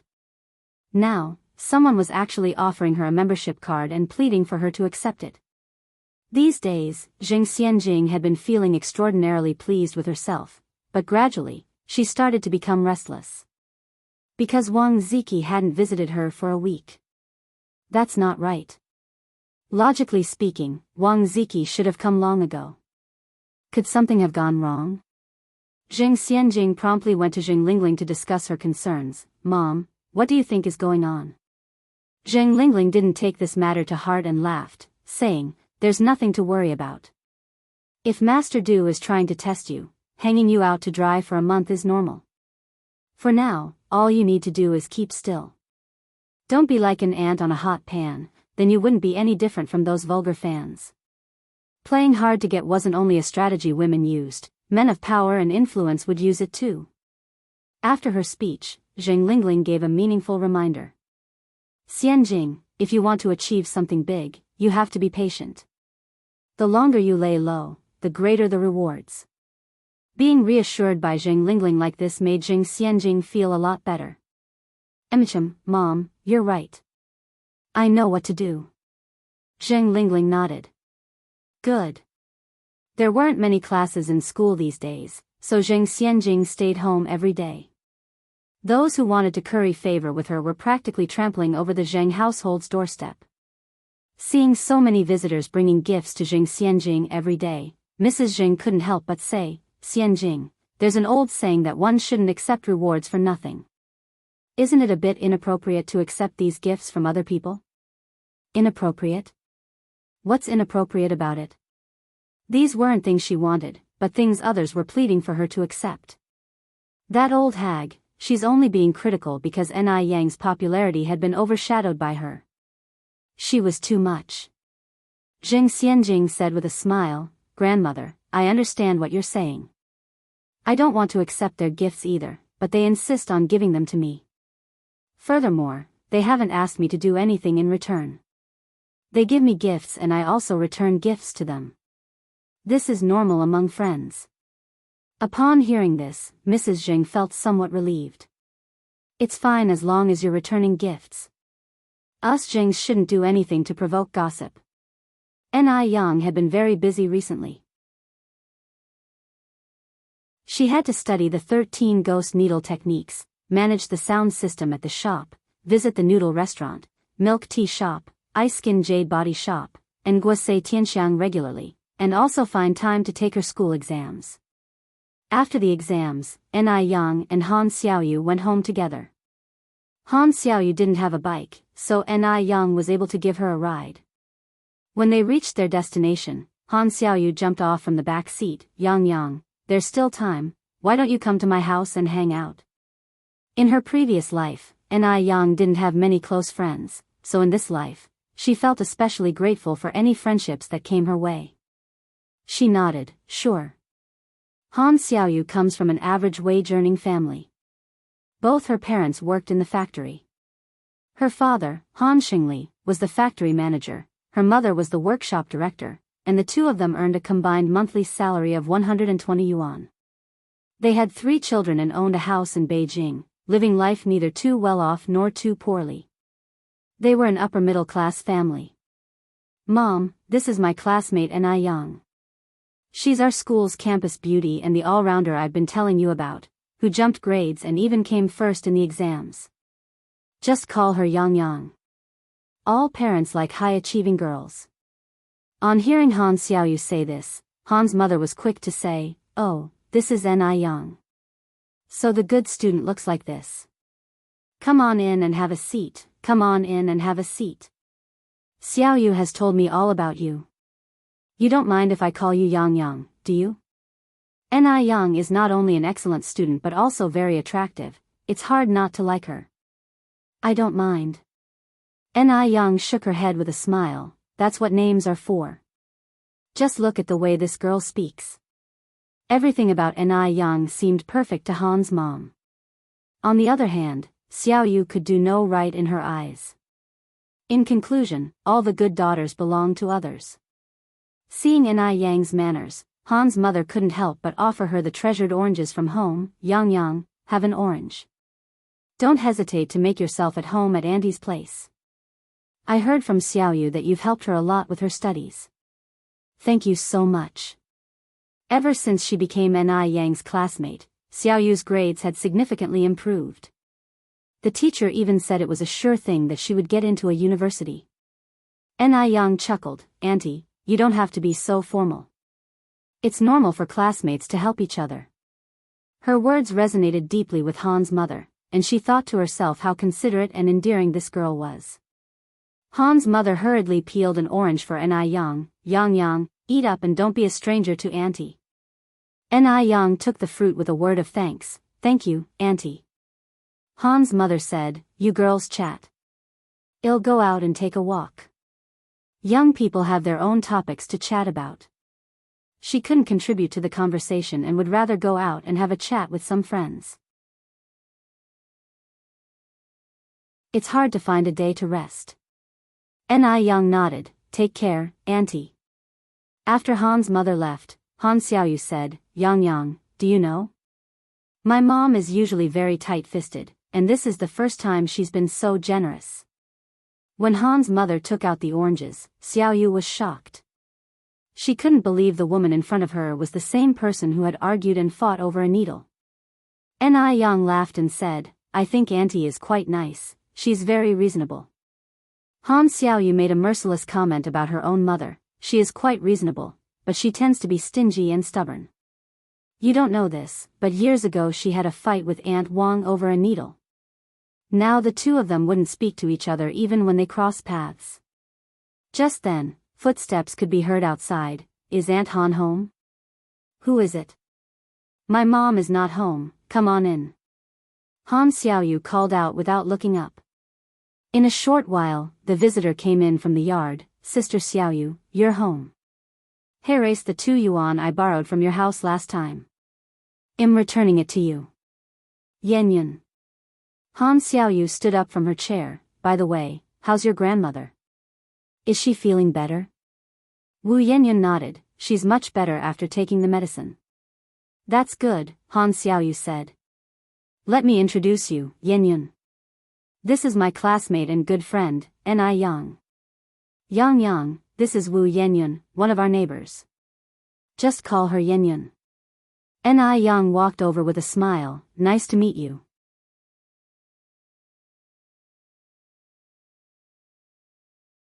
Chapter 778, Direct Confrontation. What is her name? _1 Typically, beautiful people have always had a knack for making lasting impressions. Wu Yanyan couldn't help but feel a sense of familiarity with the pretty young lady standing in front of her. Before she could gather her thoughts, Ni Yang initiated. "Yanyan, do we know each other from somewhere?" Standing slightly shorter than Ni Yang, Wu Yanyan tethered somewhere around 5 feet 4, her body thin, her complexion somewhat yellow from what could be attributed to long periods of malnutrition, which also seemed to have tinged her hair the same shade of yellow. Her features were distinct, her big eyes full of life and animated, almost as though they were capable of speech. In the almost May weather, she was still wearing a quilted cotton jacket, evidently indicative of her family's dire economic situation. Wu Yanyan had not expected such friendly and warm behavior from the young lady. She didn't seem to mind Yanyan's dirty appearance, and suddenly, it hit Yanyan. "You were the one riding the bike on the street that day, right?" Once Yanyan said this, Ni Yang started to remember. Yes. That's right. Did you get injured then?" During that occasion, Wu Yenyun had left in such a rush that Ni Yang hadn't been able to ascertain whether she had been injured or not. Wu Yenyun smiled and replied, "No, I'm all right. Your bike didn't even touch me last time." "That's good to hear." Visibly surprised, Han Xiaoyu questioned, Yang, you and Yenyun know each other?" Ni Yang explained the entire incident to Han Xiaoyu, laughing as she recounted their strange meeting. Han Xiaoyu nodded, "Oh, so that's what happened." Wu Yenyun did have chores to do back home and could not stay for too long. After a brief chat, she prepared to depart. "Xiaoyu, Yang, should get going." Han Xiaoyu continued, "Oh, by the way, Yenyun, when will you start school?" At her words, Wu Yenyun wore a dispirited look on her face. "My mom just had another baby. I can't leave the house for a while. I have no clue when I'll be able to attend school." Han Xiaoyu chose not to say anything more, but asked her to wait a moment. "Wait here. I'll be back." "All right." Wu Yenyun gave a nod. Han Xiaoyu ran back into the house and returned shortly after with a red plastic bag. "Yenyun, this is for you." The bag contained a few leftover pancakes from breakfast and 2 oranges. Wu Yenyun declined right away. "Xiaoyu, I cannot accept this. You should take it back." Han Xiaoyu insisted, "Keep it. We can't finish it all anyway. Don't hesitate. Just take it. You should head back now. Your baby brother might start crying again." "Then, thank you Xiaoyu." In those times, no one was wealthy enough. Han Xiaoyu's generosity touched Wu Yenyun deeply. After Wu Yenyun had left, Han Xiaoyu shared Yanyun's domestic conditions with Ni Yang. Wu Yanyun's father was disabled and could only perform some manual labor.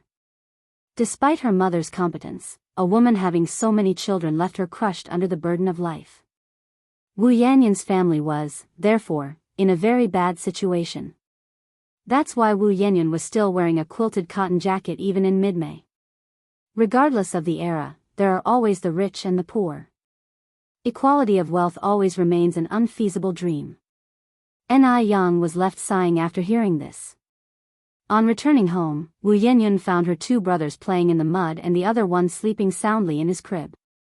Her 2 brothers, 9 and 7 respectively, were both of school-going age but unable to attend due to their family circumstances. How could Wu Yenyun burden her mother with the need for her own education?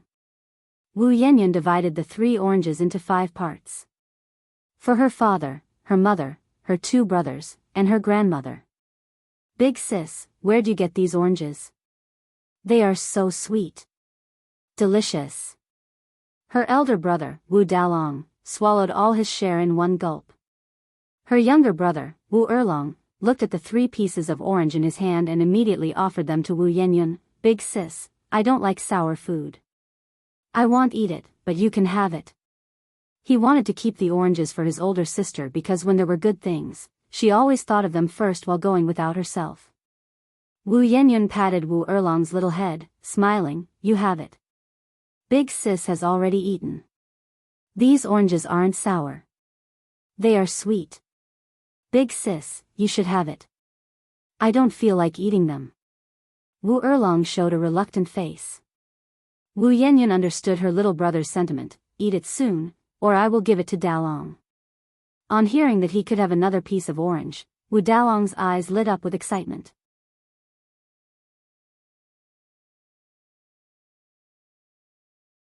Chapter 779, Direct Confrontation. What is her name? _2. Upon hearing that the orange was for Wu Dalong, Wu Erlong immediately retracted his hand. "Then, I'll eat it myself." Wu Dalong wasn't happy. "Erlong, didn't you say you didn't like it?" "That was just now I do." Wu Erlong quickly stuffed the orange into his mouth. Wu Yenyun watched the exchange between his 2 younger brothers with amusement before walking towards their grandmother's room. Their grandmother was a product of the feudal society and still had bound feet. As such, she was incapable of heavy labor and mostly stayed at home. "Grandma, here is an orange." Wu Yenyun offered the orange to his grandmother. "Give it to Dalong and Erlong, I don't really like it," replied his grandmother after a glance. "Please, try it. Both Dalong and Erlong have already had theirs. Wu Yanyan said. No, take it to your parents. I don't want it. His grandmother shook her head. Elders often tend to keep the best for the younger ones, disregarding their own needs. Mom and Dad also have their share, they'll leave it here for you, said Wu Yanyan, placing the orange on the table. If I say take it away, take it away. Grandma Wu suddenly raised her voice. You stubborn girl, why do you always argue with me? Having no other choice, Wu Yanyan took back the orange. Your parents work so hard during the day, let them have a bit more. Grandma Wu advised. All right. Wu Yanyan nodded in agreement. Returning to her room, Wu Yanyan found her youngest brother, Wu Xiaolong, awake. Wu Xiaolong was just 3 months old. At his fussiest time now, he demanded to be carried the moment he awoke. Yan Erja's breast milk didn't flow well. Her children were not plump and fair as one might expect, but rather lean and slightly dark-skinned. While Wu Yanyan was holding her brother in the yard, a plump middle-aged woman entered. Yanyan is at home. Yes, I am. Wu Yanyan stood up. Landlady Auntie is here. The landlady's surname was also Wu, Wulan. She was the complete opposite of the Wu family. They were all dark and slender, while she was fair and tubby, looking as if she carried several swim rings around her waist. It's mid-month, did you prepare the rent? Wulan inquired. Wu Yanyan nodded, I'll fetch it right away. The rent was 10 yuan a month. Despite being in financial straits, the Wu family never defaulted on their rent. Wulan was a kind person. Knowing the Wu family's condition, she only charged them 10 yuan a month for rent originally worth 12 yuan. Wu Yanyan fetched a 10 yuan note that her mother had prearranged and handed it to Wulan. Landlady Auntie, please take this. After accepting the money, Wulan glanced into the room. Yanyan, are your parents not at home? Hum. Wu Yanyan nodded. Wulan sighed, it's tough on you, bearing such burden at such a young age. Which family in Beijing would have a girl this young drop out of school to take care of her siblings? But then again, there was no other choice. Grandma Wu couldn't do manual labor due to her bound feet, and her 3 brothers were still young. Wu Yanyan shook her head, I'm not suffering, landlady Auntie. Wulan smiled, Auntie knows you're capable. Not only was she capable, but she was also pretty. With those big eyes and prominent nose, which other girl in the neighborhood could compete? If she got an education, went to university, she could become a golden phoenix. What a pity though, wrong family. Just then, Grandma Wu came out of the room, leaning on her walking stick. Auntie, it's me. Wulan greeted enthusiastically. Grandma Wu approached slowly. Oh, it's Lanzi. Auntie, I was just praising Yanyan. Not only is she pretty, but she's also so sensible. You'll be blessed in the future. A smile didn't cross Grandma Wu's face. We're so impoverished, what use is beauty? It can't be eaten like rice or spent like cash. The rich derive pleasure from beauty. But what use does a poor person have for beauty? Beauty can't save you from hunger. Wulan forced a smile. Well, Auntie, I've got other things to do. I won't bother you more. I have to leave now. Go on with your work. Don't let an old ruin like me hold you up, nodded Grandma Wu. After Wulan left, Grandma Wu returned to her small room with the help of her walking stick. The thing Grandma Wu did most every day was spacing out in front of the window. Her son and daughter-in-law were struggling so much. She wished she could help, but regretfully there wasn't much she could do about it. After calming down her little brother, it was time for Wu Yanyan to prepare dinner. The rice jar was almost empty. Watered-down rice porridge was the only option. The leftovers from the restaurant a few days ago had long been eaten. Fortunately, there were still pancakes given by Han Xiaoyu, enough to scrape together a meal for the night.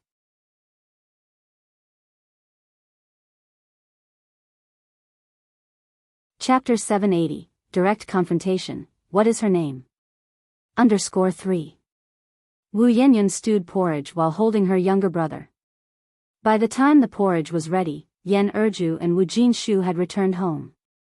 Yen Erju worked at the rice shop, carrying 150 caddies of rice per bag for 2 cents.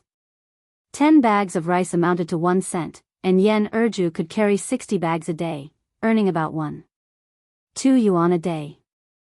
But not every day of the month had work at the rice shop. On average, only 15 days of the month did, which meant that Yen Erju made about 18 yuan a month. Because of his disabilities, Wu Jinshu could only do odd jobs at the construction site, earning only 0.2 yuan a day. The couple's combined monthly income was 24 yuan. But with 4 children to raise and other necessities, housing, water and electricity to pay for, they were almost always in debt by the end of the month. Wu Yanyan was a very sensible little girl. Yen Erju and Wu Dalong were busy with work, so they didn't have to worry about the house, which Wu Yanyan kept tidy. Wu Yanyan served the food on the table. "Mom, Dad, dinner's ready." Dinner was very simple, just porridge and pancakes, with a side of pickles. Yen Erju nodded approvingly. "Was Xiaolong a good boy today?" Wu Yanyan replied, "Xiaolong was very good." "That's good to hear." Yen Erju loved her eldest daughter very much. If it weren't for her, their family might not pull through. Despite their struggles, life wasn't that terrible. Wu Yanyan brought out some oranges. "Mom, Dad, have some oranges." Wu Jinshu was surprised. "Xiaoyun, where did you get these oranges from?"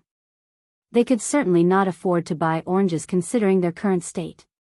Wu Yanyan explained, "Oh, never mind that. Dad doesn't like oranges. Dalong, you and Erlong can have these." Dalong happily took the orange.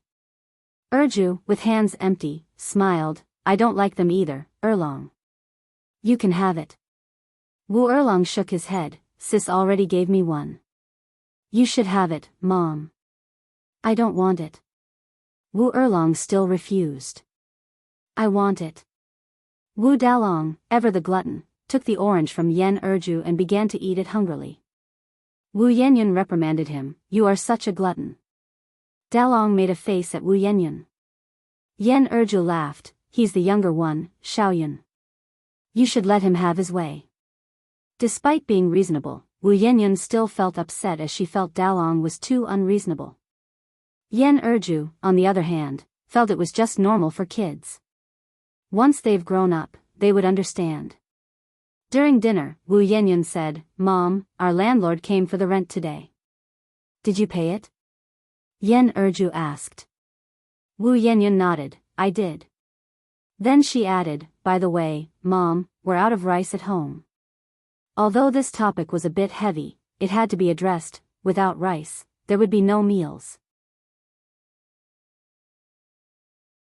Yen Erju took 2 yuan out of her pocket. "I just received this as my pay today. Spend it carefully."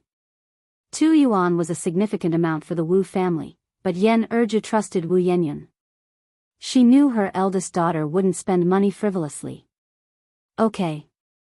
Wu Yanyan nodded. Just as she did, Wu Jinshu finished his meal, and she went to serve him more. Granny Wu, who usually ate 3 bowls of porridge, put down her chopsticks after only 2 bowls. "I'm full. I'm going to bed." In those hard times, people ate less. Wu Jinshu was surprised. "Mom, why did you eat so little today?" "I can't eat anymore." Granny Wu replied. It wasn't that she couldn't eat anymore or that she was full, she just wanted to save a bit more. She was old, and if she could save, she would let the children eat more. The kitchen was at the other end of the yard. As she was returning to her room, Granny Wu bumped into Wu Yanyan, who was bringing back rice.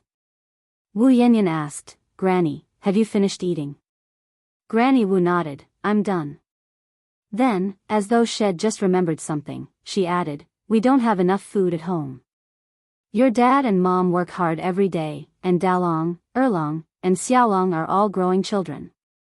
You and I are the only ones who don't work, let's eat less." After saying this, Granny Wu turned and walked towards her room. Wu Yanyan was startled. It took her a moment to understand what Granny Wu meant.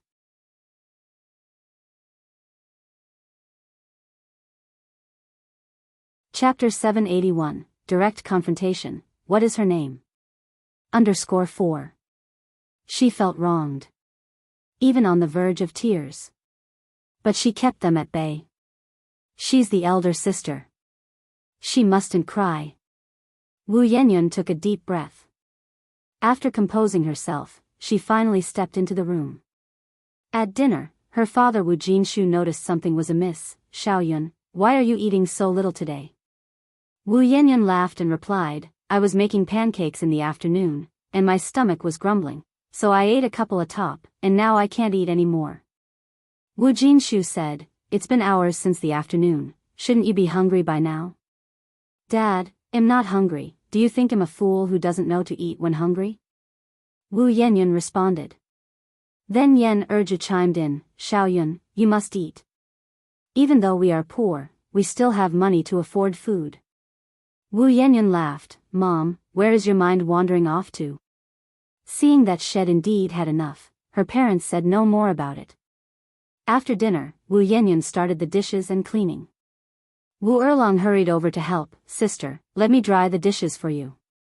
Wu Yanyan said, thank you, Erlong. Just then, a voice came from outside the kitchen, Dalong, Erlong, come over here. Grandma is calling me, I'll go first. Wu Erlong put down the dish. Go ahead. Off the brothers went into Grandma's tiny room. Grandma, what do you need us for? Wu Dalong asked. Grandma stealthily brought out a greasy package from behind her. See what this is. On realizing the package contained 3 lard pancakes, Wu Dalong exclaimed excitedly, Ah! Lard. Grandma quickly shushed him, why are you yelling? Do you want to bring everyone here? Wu Dalong nodded. With so many mouths to feed, would there be enough to go around? Wu Dalong nodded again. Grandma doled out a pancake each to Wu Dalong and Wu Erlong. Left one for Wu Jinshu. Given Wu Jinshu's poor health, it would be a good fortifier. These 3 pancakes were sent by Grandma Wu's daughter earlier in the day.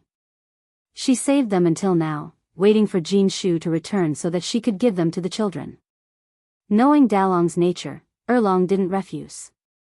He stuffed the pancake into his pocket. Thank you, Grandma. Silly child, why be polite with your grandma? Just remember to hide it from others. Grandma Wu advised. Wu Erlong nodded in reply. At bedtime, once Wu Erlong heard his brother snoring, he stealthily crossed over to the other side. His elder sister was sleeping next door. The 3 siblings actually slept in one room, but Jinshu had segregated the room with a curtain in consideration of their genders. Short on rooms and cash strapped to rent a larger house, they had to resort to such measures. It was all pushed by life's harsh circumstances. Elder sister. Wu Erlong gently nudged Wu Yanyan. What's wrong, Erlong? Wu Yanyan rubbed her eyes. Elder sister, I have something for you. Wu Erlong pressed a tantalizing item into Wu Yanyan's palm, which instantly made her mouth water, given she hadn't had her fill at dinner. A lard pancake? Where did you get it? Wu Yanyan asked. Wu Erlong answered, Grandma gave it to me secretly. Please eat it quickly, I've already had one.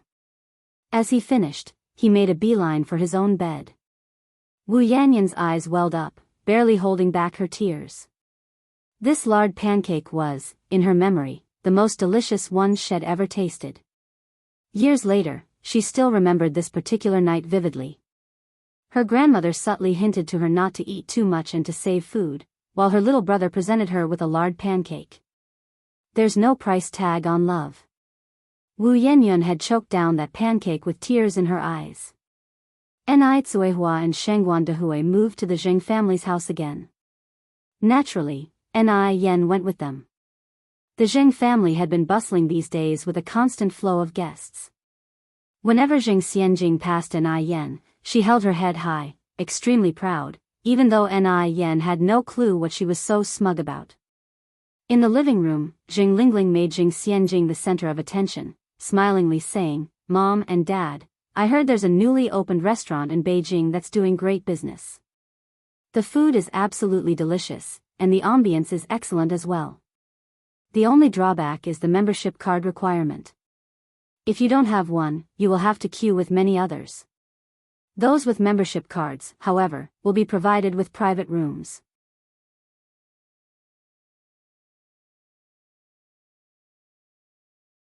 Chapter 782, Direct Confrontation. What is her name? _5.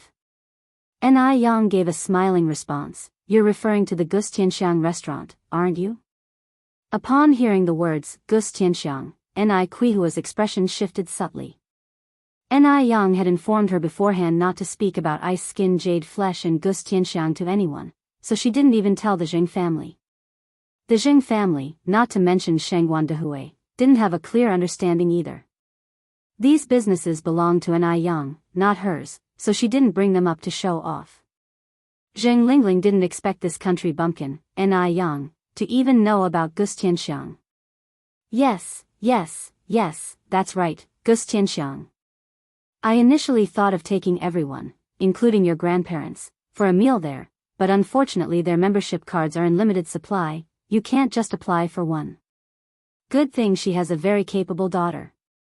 Even such a sought-after membership card was offered to her. Next, Zheng Lingling could continue to diminish Ni Yang while boasting her own daughter, Zheng Xianjing.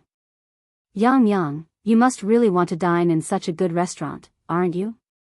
Zheng Lingling continued, well, you're in luck. You can just bask in Xianjing's glory today. Just a few days ago, someone gifted her a membership card. Upon hearing this, everyone else looked at Zheng Xianjing in surprise, envy filling their eyes. Zheng Xianjing was indeed extraordinary. Even a Gus Tianxiang VIP membership card was given to her on a silver platter. Everyone knew that Gus Tianxiang's VIP membership card was going for 5,888 yuan on the market, the key point being, it was priceless due to scarcity. Ni Yang smiled faintly, I can go whenever I want to. Zheng Lingling sneered, then you must be prepared for the queue. Ordinary customers and VIP ones are treated differently, like difference between commoners and the emperor. Xianjing, as a cardholder, gets direct access to the VIP rooms on the 3rd floor. How could a person like Ni Yang possibly have a membership card? I don't have a membership card. Ni Yang responded flatly. Upon hearing this, a satisfied smile spread across Zheng Xianjing's face. She knew it. How could someone like Ni Yang, a little country girl, possibly possess such a luxurious item as a VIP card? Breaking the silence, Ni Yang, with a change of tone, continued, but I can enter their VIP rooms on the 3rd floor by showing my face. There was no such thing as face identification in this era. Everyone was looking at Ni Yang in confusion. Zheng Xianjing stared coldly at Ni Yang. Face identification? What face identification?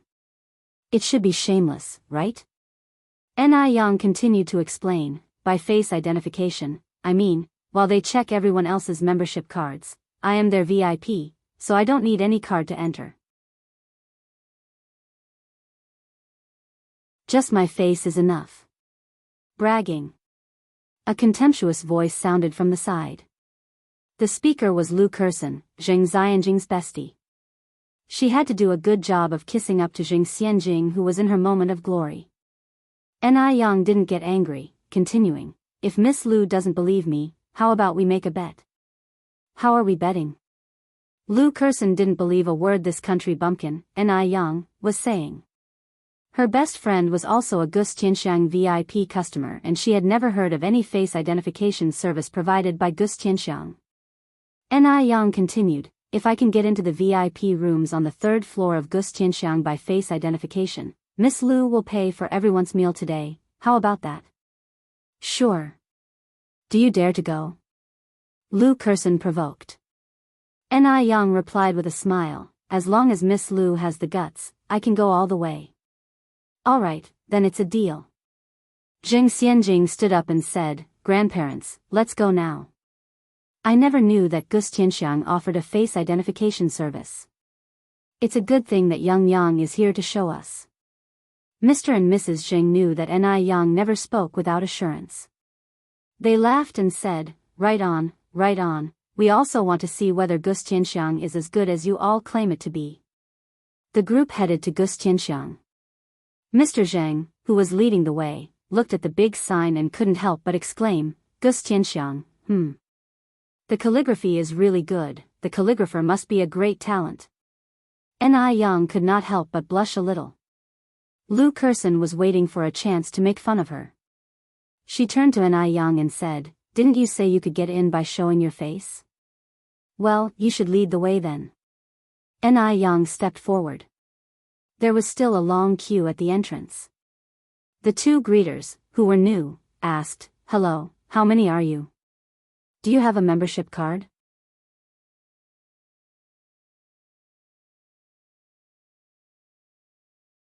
Chapter 783, Direct Confrontation, What is her name? _6. Upon hearing this, a mocking expression appeared on Jing Xianjing and the others' faces. Jing Xianjing walked over to Ni Yang, intending to teach her a few lessons as the elder sister, to not brag and to be down to earth. Just as she was about to start, two other receptionists in traditional Han clothing walked out. "Sorry for the wait, Miss Ni. The new hires didn't know about your identity. Please follow me."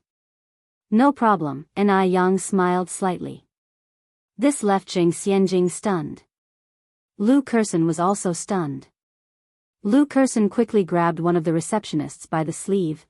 You're mistaken, right? She can enter without a membership card?" The receptionist smiled and replied, "As Ms. Ni is our esteemed VIP guest, she can indeed enter without a card." Jing Xianjing clenched her fist. She had hoped to seize this opportunity to show off, but instead, Ni Yang stole the limelight. How infuriating. Since Lu Kurson was paying, Ni Yang didn't hold back and ordered the most expensive dishes. The total cost of the meal would amount to no less than 7,000 to 8,000 yuan. Seeing the prices on the menu made Lu Kurson wince. If she had anticipated this, she wouldn't have pretended to be generous. While she wasn't short on money, still, 8,000 yuan was enough for her to travel abroad 2 to 3 times. The theme of the restaurant, National Beauty, was traditional Chinese.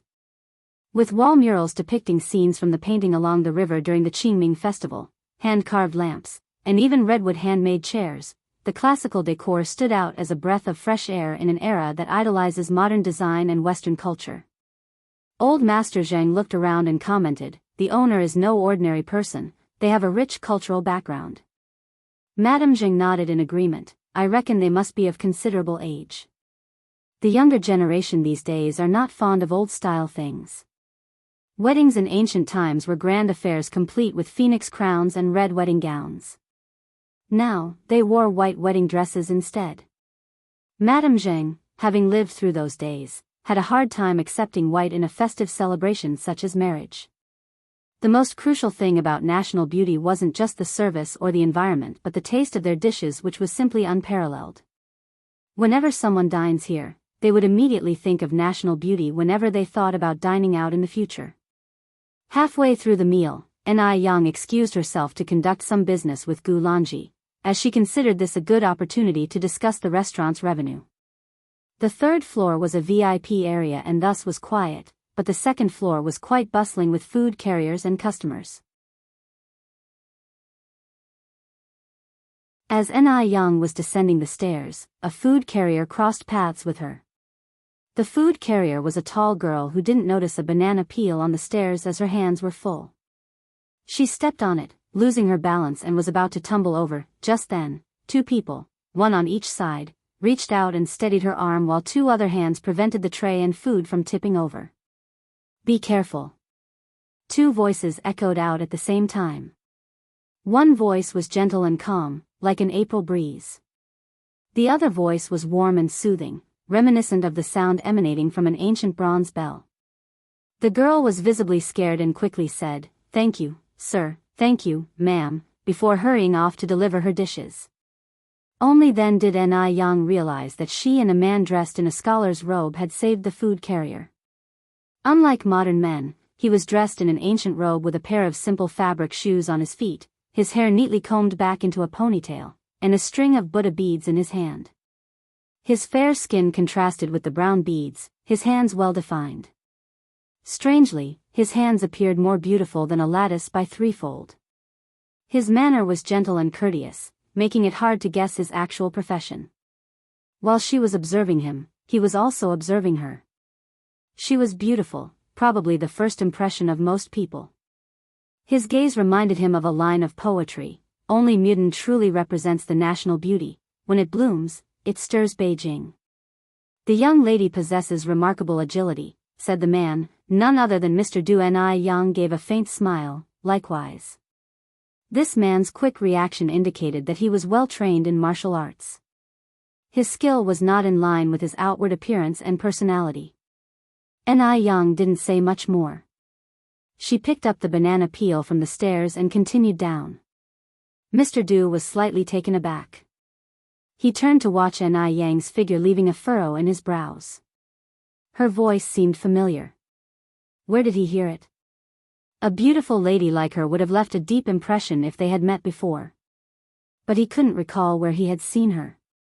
Ni Yang found Gulanji downstairs, discussed the business matters and emphasized on the restaurant's sanitation. Had she and that man not responded promptly, the consequences would have been disastrous and it would have negatively impacted the customers on the stairway. Upon hearing this, Gulanji felt a chill. If the food carrier had fallen, she, as the manager, would also have to bear the blame. Luckily, it didn't happen. Sure, Yang, I understood. I'll discuss with the cleaning department to increase their frequency of work to ensure such an accident doesn't repeat. Ni Yang nodded. By the way, which private room is the man dressed in scholar's attire a guest of? Ni Yang inquired. Gulanji thought for a moment and replied, I believe he's from private room 9. Ni Yang instructed, once you confirm he's from private room 9, take the food carrier girl with you, apologize properly, and waive off his bill. Also, the mishap occurred due to poor sanitation, don't blame it on the food carrier girl. Understood. Once the discussions were over, Ni Yang left the office and returned to the 3rd floor. Gulanji was an efficient individual. Upon confirming that the guest Ni Yang referred to was from private room 9, she immediately took the food carrier girl with her to apologize. Interestingly, only 2 people occupied the spacious private room 9. One was sitting while the other was standing, possibly a master and his servant. After explaining their purpose of visit, Mr. Du put down his teacup and absent-mindedly fiddled with his Buddha beads. No need for waiving the bill, just answer a question for me. Gulanji bowed slightly. Please ask, sir. Mr. Du raised his eyes slightly, his voice as gentle as ever. What is the name of the young lady with excellent agility?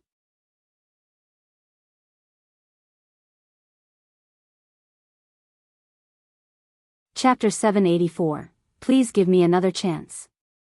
_1 A capable young girl? Gulanji was stunned for a moment, then recalled that he must be referring to Ni Yang. That young girl is also a VIP member of our restaurant. As this involves the guest's privacy, I can't disclose detailed information. Gulanji said. Dee wasn't an unreasonable person. Upon hearing this, he slightly hooked his lips in a smile and said, Okay, I understand. You may leave.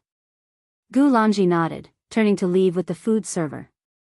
At the stairway, the curious server asked, Manager Gu, who do you think that guest is?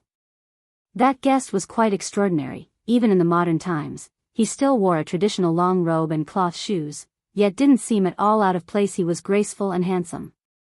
His every move was reminiscent of a young master from a wealthy family depicted in TV dramas. Due to his attire, Gulanji had a bit of an impression of Yi, who was a frequent guest here. He remembered that on his first visit, the restaurant's membership cards were sold out. He wanted to acquire a membership card even at 10 times the price. That was certainly impossible. The restaurant did not practice favoritism for anyone. In the end, he, like the other customers, queued for almost 3 hours before finally entering the restaurant to dine. The next time he came, he already had in his possession a membership card. As a kind-hearted boss, Gulanji shared, he is definitely an important figure. Such important people are not ones we could casually recognize. You should just focus on your work and be more careful in the future. Although the restaurant had its fair share of VIP customers, there weren't many like Dee. Yes, I understand, Manager Gu, the food server nodded. After using Lu Kurson, N.I. Young was in a pretty good mood. I want to thank Mississippi Lu for her generous contribution which allowed us such a wonderful meal. Lu Kurson, barely suppressing her retching, had no choice but to bluster in embarrassment. It was only 8,000 yuan. It's not a big deal. N.I. Young laughed. Mississippi Lu is indeed very generous. Lu Kurson's face turned green and then white with rage. She was on the verge of losing her temper. Zheng Xianjing took hold of Lu Kurson's arm softly, saying, Kurson, my younger sister was just joking with you, don't get angry. Only then did Lu Kurson's face look slightly better. It was crucial not to offend Zheng Xianjing. After all, Zheng Xianjing was currently Du Ye's lifesaver. Lu Kurson tried quietly to please Zheng Xianjing. Xianjing, you're always so sensible. On the contrary, your sister is just a low-bred country bumpkin who couldn't possibly fit into our circles. Her mere presence depreciates us. Upon hearing that, another young lady promptly agreed in a whispered tone, absolutely. How could this rural bumpkin even compare to our Xianjing? Hearing their flattering voices, Zheng Xianjing felt extremely satisfied. Her lips curled in triumph. After finishing their meal, the group left the restaurant. The old lady cradled little N.I. Yun in her arms while N.I. Young walked by Zheng Lao Ye's side. Zheng Lao Ye, who wasn't normally a chatty person, unusually enjoyed having a lively conversation with N.I. Young. Yang, I know a place that sells delicious candied hawthorns. Do you and Yun want some? The mention of candied hawthorns excited little N.I. Yun. Yes, I want. Zheng Lao Ye laughed. All right. I will buy some for you. Zheng Lao Tai said, children should not eat too many sweets. It's bad for their teeth. Zheng Lao Ye retorted, why are you always picking on things? What harm can occasionally eating a string of them do? Did you lose your teeth because you ate sugar as a child? The half-toothless Zheng Lao Tai, I'm speechless. Little N.I. Yun happily said, thank you, Grandpa. You're the best. Grandpa, carry me. Zheng Lao Ye took little N.I. Yun into his arms, setting her on his shoulder. Grandpa will take Yun and sister to buy candied hawthorns. Little N.I. Yun was thrilled, riding the horse. Giddy up. N.I. Yang laughed, I would prefer not to have the candied hawthorns. I have to attend to some business in a bit. You can take Yun. Zheng Lao Ye replied, then, I'll buy some for you and you can eat it when you come home later. Seeing this, Zheng Lingling and her mother both had unsatisfied expressions on their faces. So, N.I. Yang and N.I. Yun are human, and Zheng Xianjing is not? They bought candied hawthorns for N.I. Yang and N.I. Yun, completely forgetting about Zheng Xianjing. Favoritism. Such blatant favoritism. They're being so blatantly partial that it's beyond infuriating.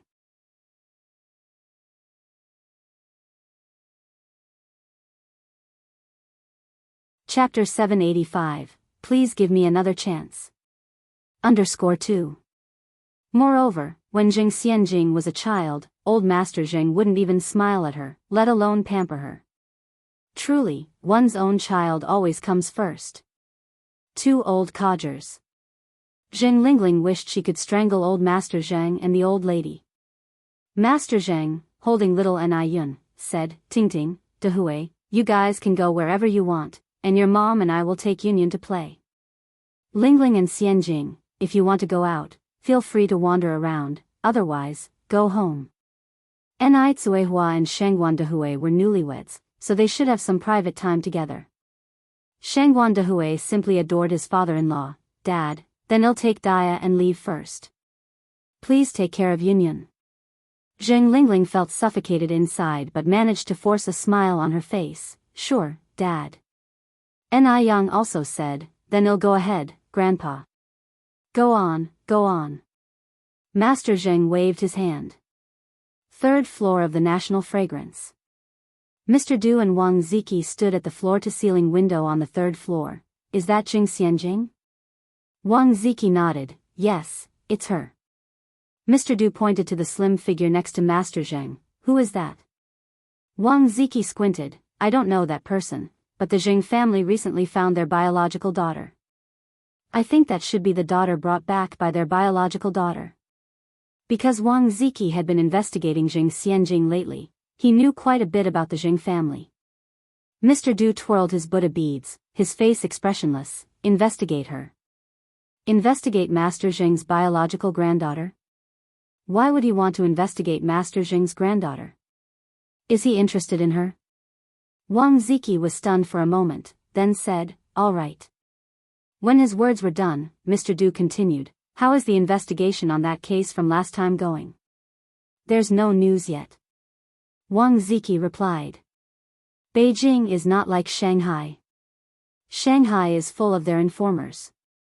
Finding someone in Beijing is like looking for a needle in a haystack. The most important thing is, they hardly have any leads. At least when they were looking for Jing Xianjing, they knew the car model. It's so difficult. Meanwhile, Shangguan Dehui took Ni Tsuehua to stroll around and watch a movie. It was rare for them to have these moments alone together. The streets of Beijing in 1985 were not as closed off as before, with couples hand in hand everywhere. Shangguan Dehui held Ni Kuihua's hand. Look, there's a cotton candy stall over there. Let's go buy a couple. Ni Tsuehua laughed. We're not kids anymore, why would we want cotton candy? This cotton candy is just like cotton, fluffy, and it dissolves as soon as you put it in your mouth. I'm sure you've never had it before. Besides, who made the rule that only children can eat candy? Adults can't? Cotton candy originated from the West and was invented in 1897, but the cloud-shaped cotton candy only recently appeared on the streets of Beijing. While they were talking, Shangguan Dehui led Ni Tsuehua to the cotton candy stall. Boss, 2 cotton candies, please. All right, that'll be 6 cents. Since it's a novelty, the price is a bit high. Shangguan Dehui pulled 6 cents out of his pocket and handed it to the street vendor. Here. Shangguan Dehui handed 1 string to Ni Tsuehua. Ni Tsuehua glanced around a bit embarrassedly before accepting it. Shangguan Dehui bit into the cotton candy, laughing. Dia, try a bite and see if it's sweet enough. It was Ni Kuihua's first time eating this kind of cotton candy. She took a bite, and even though it was quite big, it dissolved into sugar water as soon as it entered her mouth. It was quite sweet, but not worth it. It looked like a lot, but in reality, it wasn't even a mouthful. Not far away, a middle-aged man carrying a briefcase watched enviously as Shangguan Dehui laughed and talked with Ni Tsuehua. Seeing this warm scene, an involuntary smile of nostalgia appeared on his face. This man was none other than Zhao Shen. These days, he had been reflecting on himself. He was wrong. He was truly wrong. He shouldn't have hurt Shangguan Furong. Even though Shangguan Furong was a bit temperamental, as her husband, he should be forgiving. He definitely should not have brought Lin Fong home when Shangguan Furong was feeling disheartened. At that time, if he had repented timely, he might have been able to win back Shangguan Furong. Now, Shangguan Furong and their children are gone. Only he and Lady Zhao are left in the Zhao family. Every time he gets off work, he doesn't want to go home. He's afraid of facing an uncheerful home.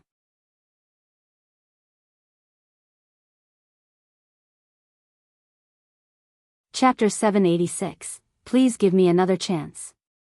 _3. If he hadn't wronged Shangguan Furong then, he could have been as happy as Shangguan Dehui and Ni Tsuehua now.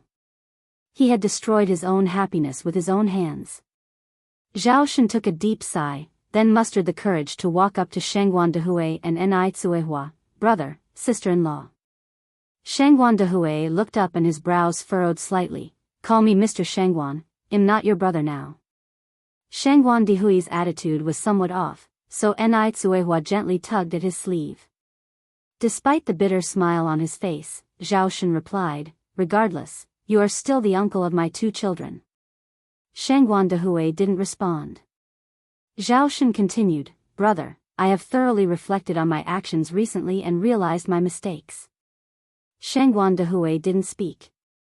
Nai tried to smooth things over with a smile. It's a good thing when a prodigal son returns to the fold. Thank you, sister-in-law. Zhao Shen continued, brother, sister-in-law, I really know that I was wrong. Please give me another chance to take care of Furong and the children. He was really fond of Shangguan Furong. They were each other's first loves. Besides Shangguan Furong, he couldn't marry anyone else. Moreover, he couldn't bear to leave his 2 children. Nai could not respond to these words, and chose to remain silent. Shangguan Dehui snorted coldly, because of you, I nearly lost a sister and 2 nephews.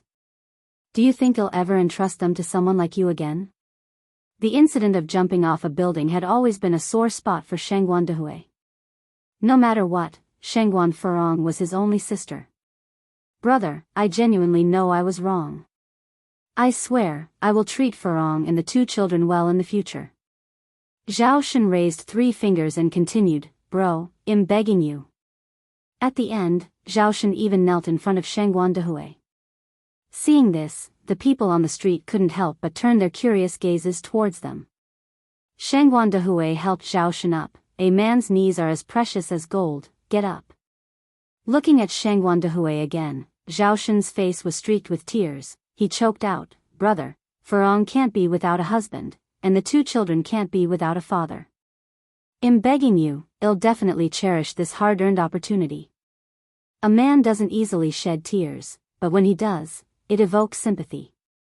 The sight of Zhao Shen would soften anyone's heart. Shangguan Dehui sighed and replied, I can't decide for Furong. You should talk to her yourself. As long as she's willing to forgive you, I won't object. Zhao Shen wiped his face with his sleeve, gratefully replying, thank you, brother. Thank you, sister-in-law. Shangguan Dehui raised his hand, don't thank me so quickly. Whether Furong will forgive you remains to be seen. Regardless of her decision, I will respect Furong's choice. Zhao Shen nodded, okay brother, I understand. You and sister-in-law have fun together, I'll be leaving first. With that, Zhao Shen turned and left. Watching Zhao Shen's retreating figure, Shangguan Dehui grasped Nai Hua's hand, Dia, what do you think about this? About the matter between Furong and Zhao Shen? Nai Hua asked. Yes. Shangguan Dehui nodded. Nai Hua took a bite of her cotton candy and replied, from the children's perspective, Zhao Shen can be forgiven. After all, a child's growth can't be without a father. But from a moral standpoint, Zhao Shen's actions are absolutely unforgivable. Just like you, I will respect whatever Furong decides. Nai Hua had been through a failed marriage, she knew the difficulties women faced.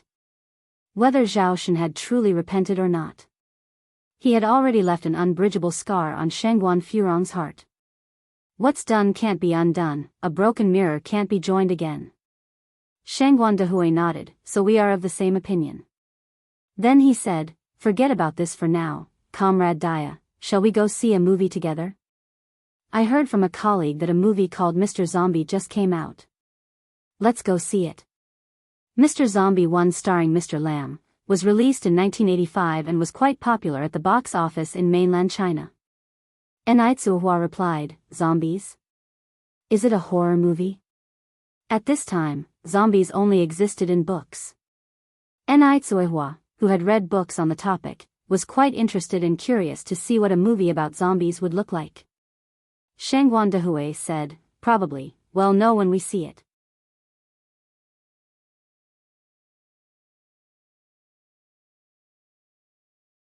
Chapter 787, Please Give Me Another Chance. _4. Mr. Zombie 1 is a film that intertwines horror with comedy, and injects a subtle touch of sorrow into the playfulness. While everyone else in the theater was terrified, Nai Hua remained incredibly calm. On the other hand, Shangguan Dehui was far from relaxed, beads of cold sweat covering the palms of his hands. Normally, he was quite brave, but the sight of the ghost bride sitting on Qian Ziaheo's bicycle and the haunting tune accompanying her appearance turned Shangguan Dihui's face pale. He clenched Enai Qihua's hand tightly.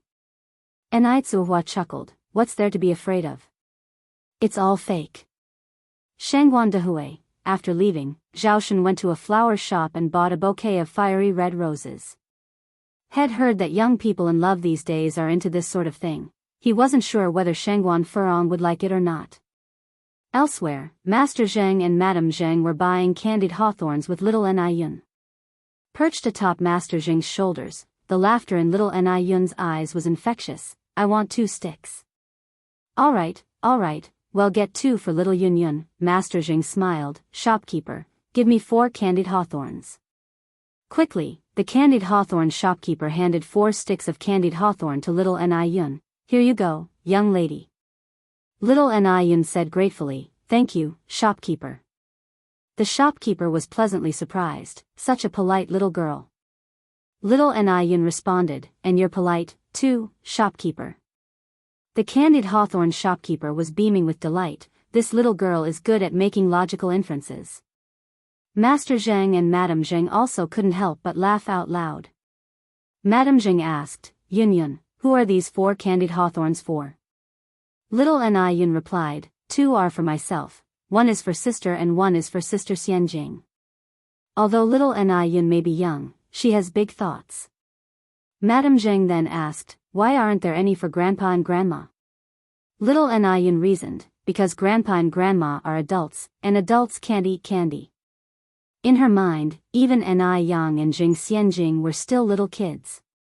Master Zheng feigned disappointment. "What should we do if grandpa and grandma still want some?" After pondering for a bit, little Enai Yun finally decided to share her own. She took out one of her candied hawthorns. "This stick is for you and grandma. Yun Yun will just have 1. Grandpa, you and grandma can only have 1 stick. If you eat too much, your teeth will hurt." Madame Zheng pinched little Enai Yun's hand while standing on her tiptoes. "You little smart aleck. Grandpa was just teasing you. Grandpa and grandma don't eat candy. You eat it." Finding out that she was still entitled to 2 candied hawthorns, little Enai Yun was over the moon.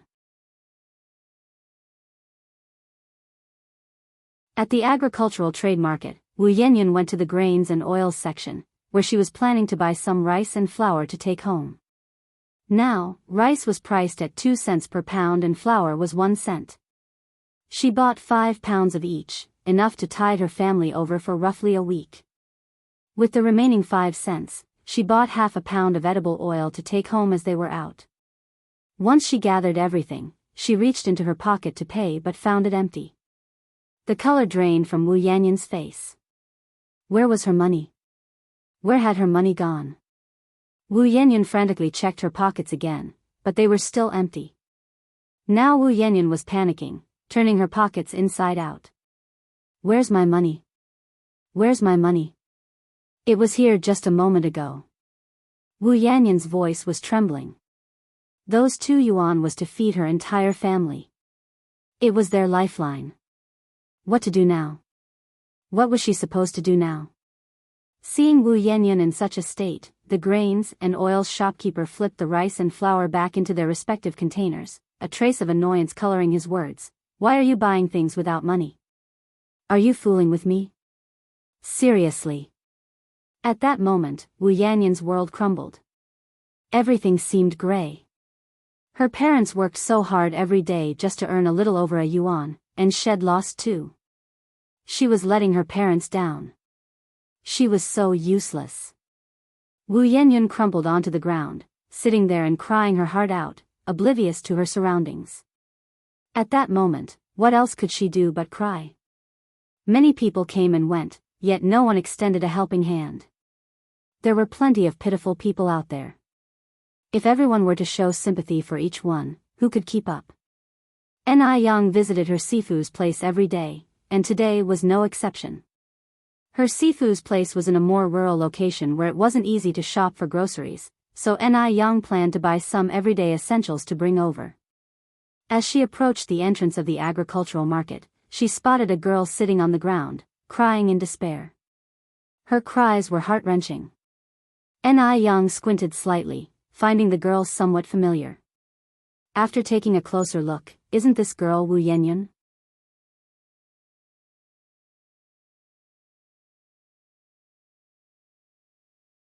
Chapter 788, Please Give Me Another Chance. _5. For some reason, upon seeing Wu Yanyan, Ni Yang felt an inexplicable sense of familiarity. Yanyan, Ni Yang walked over, squatting down beside Wu Yanyan, and patted her shoulder. After patting Wu Yanyan without any response, Ni Yang patted her again. Yanyan? Only then did Wu Yanyan react. She lifted her head and saw a clean and pretty face, choked back a sob. Ni Yang?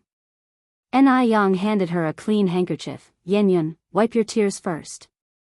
Wu Yanyan raised her hand, wiping her face indiscriminately with her sleeves. Don't get your handkerchief dirty. It was evident that Ni Yang belonged in a different world from hers.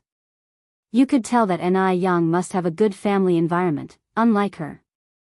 Ni Yang stuffed the handkerchief into Wu Yanyan's hands with a smile. It's okay, handkerchiefs are meant for wiping stains, what else would they be for? Thank you. Wu Yanyan gripped the handkerchief, warmth spreading in her heart. Ni Yang then helped Wu Yanyan up from the ground. Yanyan, what's the matter? No, nothing.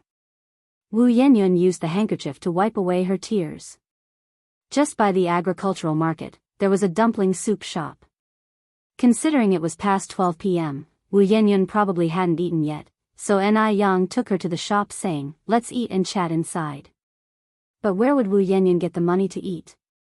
No need, Yang, I've already eaten. Ni Yang chuckled, that's okay. I haven't eaten yet anyway. Just think of it as keeping me company during my meal. Upon hearing that, Wu Yanyan had no choice but to follow Ni Yang into the dumpling soup shop. There weren't many customers in the shop. Seeing the new customers, the boss lady greeted them enthusiastically. What can I get for the two of you? Ni Yang looked at the menu and ordered 2 large bowls of dumpling soup, then 2 pan-fried dumplings, and add an egg to each soup. At this time, when one's stomach is low on oil, people generally do eat more. Ni Yang didn't have a big appetite, and she was concerned Wu Yanyan wouldn't be filled up. If she ordered different dishes, she was afraid Wu Yanyan would misunderstand. Wu Yanyan responded, Yang, just order what you want. I have really already eaten. Ni Yang gave a small smile. We are friends now. I'm just treating you to a meal. What does it matter? Are you going to just sit there and watch me eat? Boss lady, could you please serve the food now? The boss lady wiped her hands on her apron, smiling brightly. All right, you two just wait for a while. A short while later, the dumpling soup was served. Ni Yang tasted a spoonful first. Yanyan, eat quickly. Dumpling soup is best eaten hot. Okay. Wu Yanyan nodded. After not eating well last night, and only having some rice soup in the morning, and a small lunch at home, Wu Yanyan was really hungry now. She quickly gobbled up 5 or 6 dumplings and couple of spoonfuls of soup, then looked up at Ni Yang, hesitated for a moment, and stuttered, Yang, I am full now. Can I take the rest home? Ni Yang suddenly recalled what Han Xiaoyu had told her before, that Wu Yanyan had 3 younger brothers at home and their family was not well off. I think they don't allow takeouts here. You should just finish it. Otherwise, it would go to waste, said Ni Yang. Really? Wu Yanyan asked. Ni Yang nodded. Hearing that, Wu Yanyan resumed eating, regretfully thinking that her 2 younger brothers and grandmother won't get to taste the delicious dumpling soup. Midway through the meal, Ni Yang asked, Yanyan, what happened earlier? Why were you crying so much? Wu Yanyan shook her head, the tears welling up in her eyes again. I'm really all right. Ni Yang patted Wu Yanyan's hand and smiled. We are friends now. There's nothing that we can't talk about, right? Wu Yanyan bit back her tears. I lost the 2 yuan my mom gave me. It was supposed to buy rice. Ni Yang consoled her, as the saying goes, losing wealth is a way to avoid disasters. Don't cry, Yanyan. Finish your meal first, it'll go pay. Wu Yanyan nodded. Ni Yang walked towards the counter and whispered to the boss lady, "Could you pack 5 dumpling soups, the same as what we had, and then another 5 braised duck legs?" The boss lady confirmed, "So, it's large dumpling soup with pan-fried dumplings and eggs, all included?" "Yes." Ni Yang nodded. The boss lady did a quick calculation, "That will be 7 yuan." Ni Yang handed her 2 large denominations, "Put the change all in the takeaway bag." "All right." The boss lady nodded.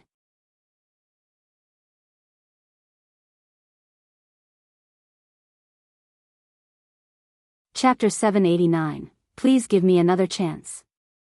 _6. After paying, Ni Yang walked out. Wu Yanyan had almost finished eating. Ni Yang had just eaten at Gus Tianxiang for lunch, and she couldn't take in another bite. She had only eaten 1 dumpling soup from her bowl. Just then, the lady boss emerged carrying a big bag. "Young lady, these are the 5 portions of dumpling soup you packed. Wasn't it said that takeaway wasn't allowed here?" Wu Yanyan looked at Ni Yang in surprise. Ni Yang pushed the bag towards Wu Yanyan. "This is for you. Take it home for your brother and your family to enjoy." Wu Yanyan quickly refused, "No, I can't accept it." Ni Yang had been kind enough already, how could she accept more from her? Ni Yang gave a light laugh. "It's okay. Everybody has their fair share of hardships. Just take it." Wu Yanyan was so moved that she was at a loss for words. She was on the verge of tears. "Yang," Ni Yang patted Wu Yanyan's hand. "I've been in a worse situation than you are in now, Yanyan. Hang in there.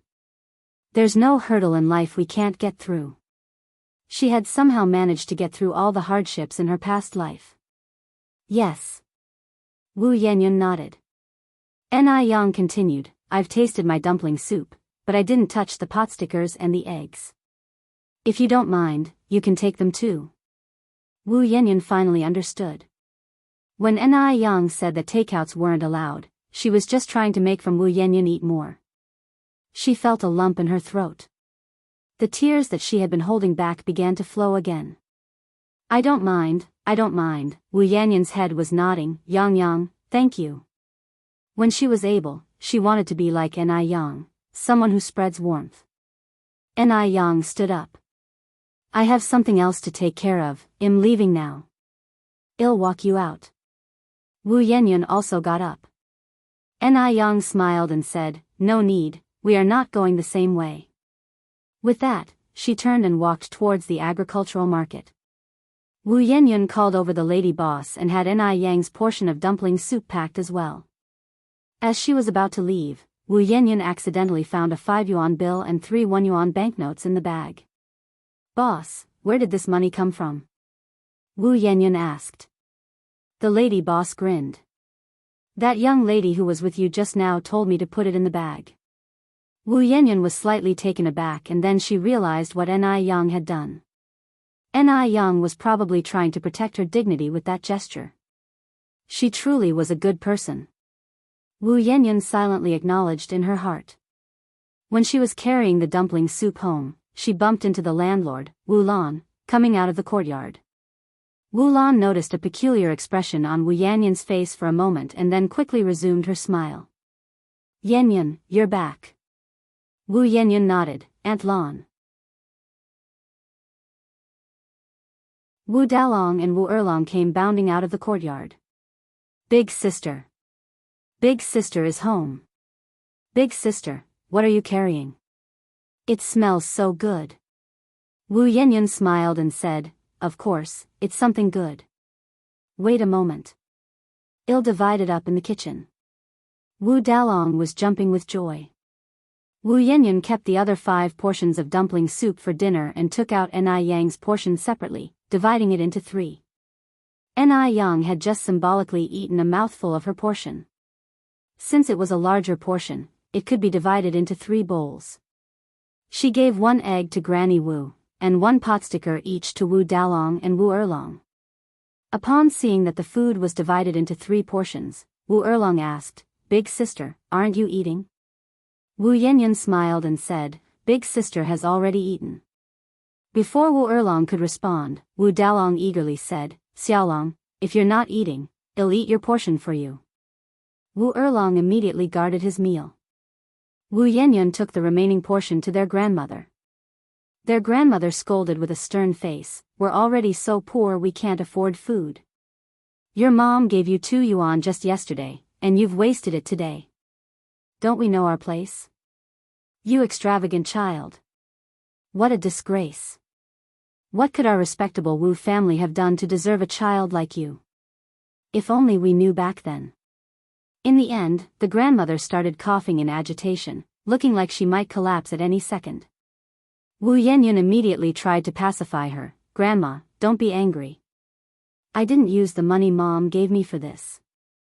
A kind-hearted lady gave me several portions of these. I plan to save them for dinner. Look, the money Mom gave me is still here." She couldn't dare tell her grandmother about losing the money. She decided to confide it to her parents quietly at night. Seeing this, their grandmother's expression softened slightly. After enjoying the forbidden dumpling soup, she continued, "Xiaoyun, how old are you now?" "I'm 18, Wu Yanyan replied, puzzled. Why would her grandmother suddenly ask her age? 18, their grandmother looked at her with complicated eyes. 18 is not young anymore. She herself had been married at 18. The young mistress had been promised to a family at 16. "Grandma, are you asking for a reason?" Wu Yanyan continued to inquire. Their grandmother shook her head. "No, you can go now." Just as Wu Yanyan was about to leave, it seemed their grandmother remembered something. "Both of your younger brothers should be in school, but they are still at home playing. If it weren't for you, your brothers would be in school by now. Xiaoyun, do you know how much it costs to raise a child?" Wu Yanyan's voice was a little bitter. "I know," their grandmother said. "If you are sensible, you should help your parents more. You are 18, no longer a child. Our family is in this mess because of you." Wu Yanyan nodded in agreement. After leaving their grandmother's room, Wu Yanyan's previously joyous mood had turned somber once more. She knew her grandmother's words had a deeper meaning, but she didn't understand her true intention. Wu Yanyan looked up at the somewhat gray sky, wishing she could give herself a cathartic cry. The Deming Pavilion was located at the busiest street in Beijing. The area near the Deming Pavilion was unusually tranquil because it was the residence of a nobleman. This nobleman was none other than Master Du. Master Du stood by a small pond in the garden, feeding fishes, while Wang Ziki reported the information he had found. Master Du, Mr. Zheng's biological granddaughter, is named Ni Yang. She's 19 years old. She used to live in Dam Village in Haiqing with her birth mother, Ni Tsuehua. 2 years ago, after her parents divorced, she moved to Beijing with her mother, Ni Yang. Master Du scattered a handful of fish food into the pond. Look up Ni Yang's whereabouts on that night then. Although according to Wang Ziki's findings, Ni Yang seemed to be an ordinary village girl, Master Du knew she was no ordinary person. Wang Ziki was momentarily taken aback before nodding in acknowledgement. "Third brother, who is this lady you are going to such lengths for this time?" A fashionable woman approached from afar. Wang Ziki respectfully greeted, "Second Mississippi." Master Du glanced back, absent-mindedly twirling his prayer beads. "She saved my life. She is not a paramour." "Second sister, when did you arrive in Beijing?"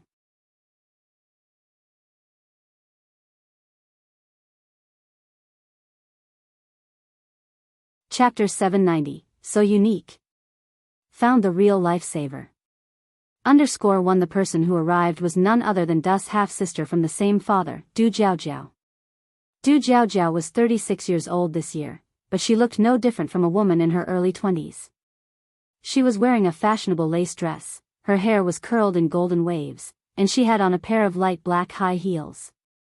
As she walked, each step clicked on the floor, emanating an aura of authority. Upon hearing this, Du Jiaojiao asked seriously, "A savior? What happened?" Du narrated the incident from that night in a calm and composed manner.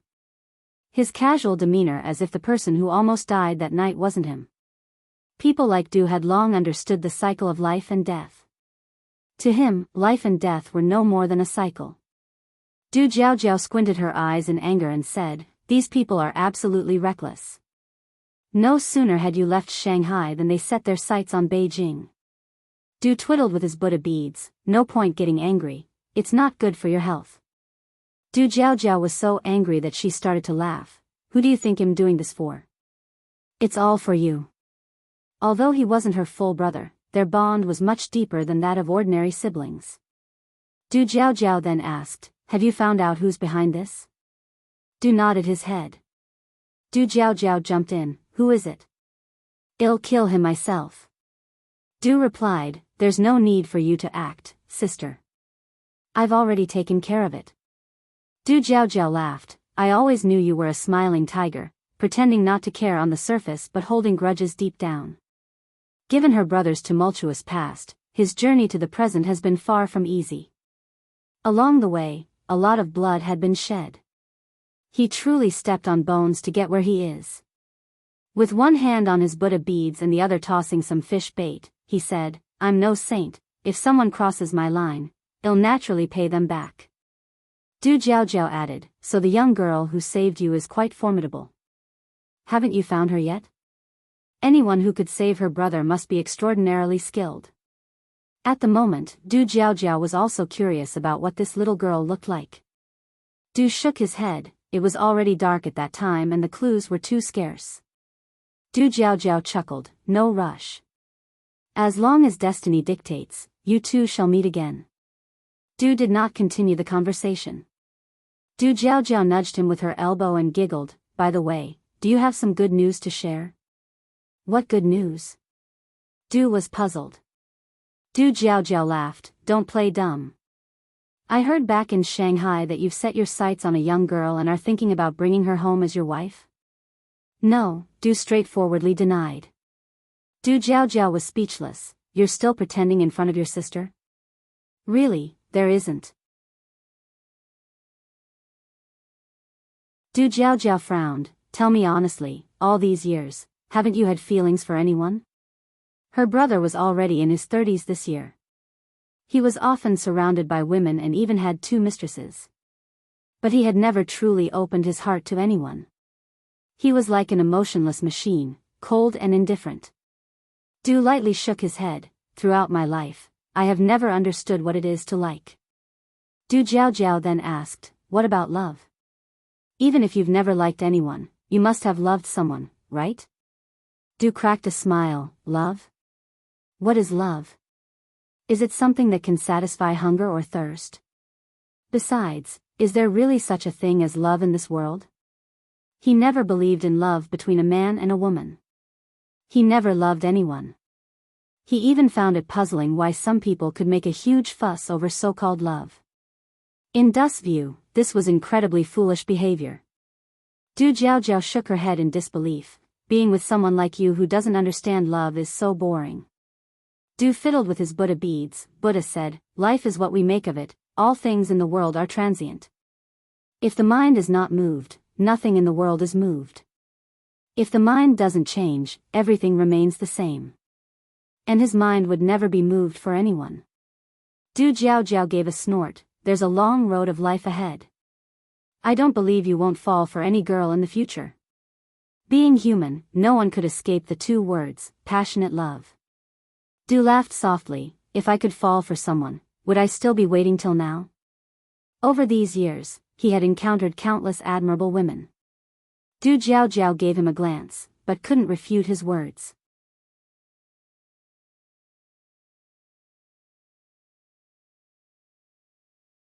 Chapter 791, So Unique. Found the real lifesaver. _2. Her younger brother, who was well-traveled and handsome, attracted numerous women who wouldn't consider marrying anyone else. Even the daughter of the leader of the desert country, whom he did not bother to give much attention to. He even avoided accepting 2 concubines. Du Jiaojiao continued, "Little brother, I think you should reduce your reading of those Buddhist scriptures. At this rate, you might as well become a monk." Master Du sighed. "Master Wuchen said my 6 senses are impure, so he refused to take me as his disciple. You actually want to become a monk? Have you gone mad? Du Jiaojiao widened her eyes in disbelief, her voice several decibels higher. Master Du smiled, seeming rather amused by the whole scene. Du Jiaojiao continued, our mother only has you as her son. You can't give up on life so easily. The mother, in her words, was Master Du's biological mother. Their father was a notorious womanizer, his legacy littered with the hearts of countless women. Master Du switched his Buddha beads to the other hand. You're overthinking things, second sister. If Master Wuchen didn't accept him as a student, there was still plenty for him to do in mundane life. He had no plans to become a monk anytime soon. Du Jiaojiao noticed the Buddha beads in Master Du's hand and asked, You've been using these Buddha beads for so many years. What are they made of? They're of such good quality. Xiaoye red sandalwood. Master Du replied. Du Jiaojiao extended her hand, let me have a look. No. Master Du refused. Why? Du Jiaojiao asked. Why couldn't she see the simple strand of Buddha beads? Master Du continued, these Buddha beads have gained spiritual energy over the years. Except for me, no one else has ever touched them. If you like them, second sister, I can have our people bring you a few more strands to choose from. However, this one is off limits. Du Jiaojiao asked, I can't even look at them? No. Master Du replied. In actuality, Master Du was overly territorial about his belongings. He didn't even allow others a lingering glance, not even his mother. TCH, so stingy. Du Jiaojiao huffed, I don't want to see it then. Master Du continued, you must be hungry from your long journey, second sister. I know a great restaurant. Would you like to go? Upon hearing about food, Du Jiaojiao's spirits quickly lifted, sure. The two of them made their way to Gustianxiang. Over the years, Du Jiaojiao had visited more than a dozen countries and seen countless restaurants. But it was the first time she had come across one like Gustianxiang. More than a restaurant, it was like an art gallery. Awe-inspiring. Du Jiaojiao exclaimed, goodness. I can't believe there's a restaurant like this in Beijing. Master Du said, my reaction was exactly the same when I first came here. Du Jiaojiao continued, who's the owner of this place? Master Du shook his head. He too was curious about the owner of the shop, but their privacy was well guarded, so he couldn't find out. Laughing, Du Jiaojiao said, how mysterious. As they entered a private room, Du Jiaojiao couldn't help but exclaim again. She pulled a waitress aside and asked, young girl, the garment you're wearing is really beautiful. Is this a vintage piece? Where did you get it? All the waitresses at Gustianxiang underwent professional training. Dear customer, the dress I'm wearing is called Chiru, a traditional Han costume. It's custom-made from a factory by our boss. Upon hearing this, Du Jiaojiao's curiosity about the owner of Gustianxiang piqued even more. Young girl, who's your boss? The waitress shook her head, I'm not really sure, I've never seen our boss. So, the owner of Gustianxiang wasn't a simple character. Du Jiaojiao asked, if you've never seen your boss, then who's responsible for running the restaurant now? The waitress replied, currently, our restaurant is being managed by the manager. Du Jiaojiao nodded, okay, bring me the menu. The waitress handed Du Jiaojiao the menu. Du Jiaojiao looked up at Master Du, little brother, what would you like to eat? Master Du glanced at Du Jiaojiao, I'm vegetarian. Du Jiaojiao shook her head in disbelief, you recite scriptures, wear Buddha beads, and eat vegan. Anybody who didn't know better would think you're a monk. You're just so boring. I'll have this grand spread, this gold-plated bounty and this. In one breath, Du Jiaojiao ordered a long list of dishes, considerately adding 3 vegetarian dishes for Master Du. Would you like anything to drink? The waitress asked. Du Jiaojiao thought for a moment, then said, oh, my skin has been in terrible condition lately. It's so dry and uncomfortable. Let's have a lemon water.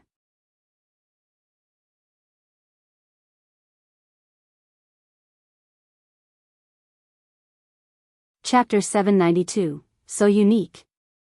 found the real lifesaver. _3. In reality, women of this era seldom knew the hydrating effects of lemon water, but Du Jiaojiao was different. She was a modern lady, educated in the West, and knew quite a few things. All right. The waiter nodded. Then, Du Jiaojiao turned to Du Yi. What do you want to drink? Westlake Longjing tea will do. Du Yi's tone was indifferent. Du Yi never bothered with miscellaneous things, he rarely drank even plain water. The only beverage he drank was tea. Boring. When the dishes were served, Du Jiaojiao was again filled with surprise. Oh my God. This had to be the tastiest restaurant she had ever tried. Even a glass of lemon water was so refreshing, so unique. Ni Yang stayed at her master's house for the entire afternoon and only returned home around 7 p.m. Today was Saturday, and as usual, Ni Yang had to visit the Shengguan family. Saturday and Sunday were the days she usually spent with the old lady Shengguan. At the trash bin by the entrance, Ni Yang found a large bouquet of bright red roses. Perhaps total to 99 roses. This must have been given to Shengguan Furong by some admirer. Even though Shengguan Furong was over 30, she kept herself extremely well preserved. She was already beautiful to begin with, so she was never short of suitors. Sister Ni Yang. As soon as Ni Yang stepped into the house, Zhao Zijuan and Zhao Ziqing, the two sisters, came rushing out. Shengguan Furong wasn't always at the Shengguan family. She only came back on weekends. She spent Saturdays at the Shengguan family, and on Sundays she would take the children to the Zhao family to visit the old lady Zhao. Even though she was divorced, old lady Zhao was still the grandmother of the two children. Zhao Zijuan and Zhao Ziqing really liked their cousin, Ni Yang. Zijuan, Ziqing, Ni Yang took out the candies she had prepared from her bag. The candies were shaped like little pigs, extremely cute, almost making one reluctant to eat them. Thank you, Sister Ni Yang. Zhao Zijuan and Zhao Ziqing said, politely thanking her. Ni Yang patted their little heads. Go and play. Let's go find sister and play. The two ran inside. Yan Yan is back. Shengguan she came out from inside. Sister Xiaoxi. Ni Yang stretched out her hand and hugged Shengguan Shi. Shengguan Shi and Shengguan Su also came back once a week, usually living in their own home. Yan Yan, we're having dumplings tonight. What filling do you want? Shengguan Furong walked out of the kitchen wearing an apron and looked at Ni Yang with a smile. Shengguan Furong had changed a lot. The old her would never have done any housework, but now she even made dumplings.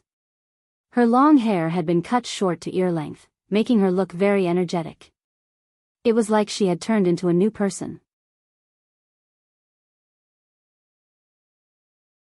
Ni Yang laughed and said, Auntie is back, I want dumplings with pure pork filling. Ni Yang loved dumplings with pure pork filling. Of course, she would occasionally eat dumplings with other fillings too. The same went for buns.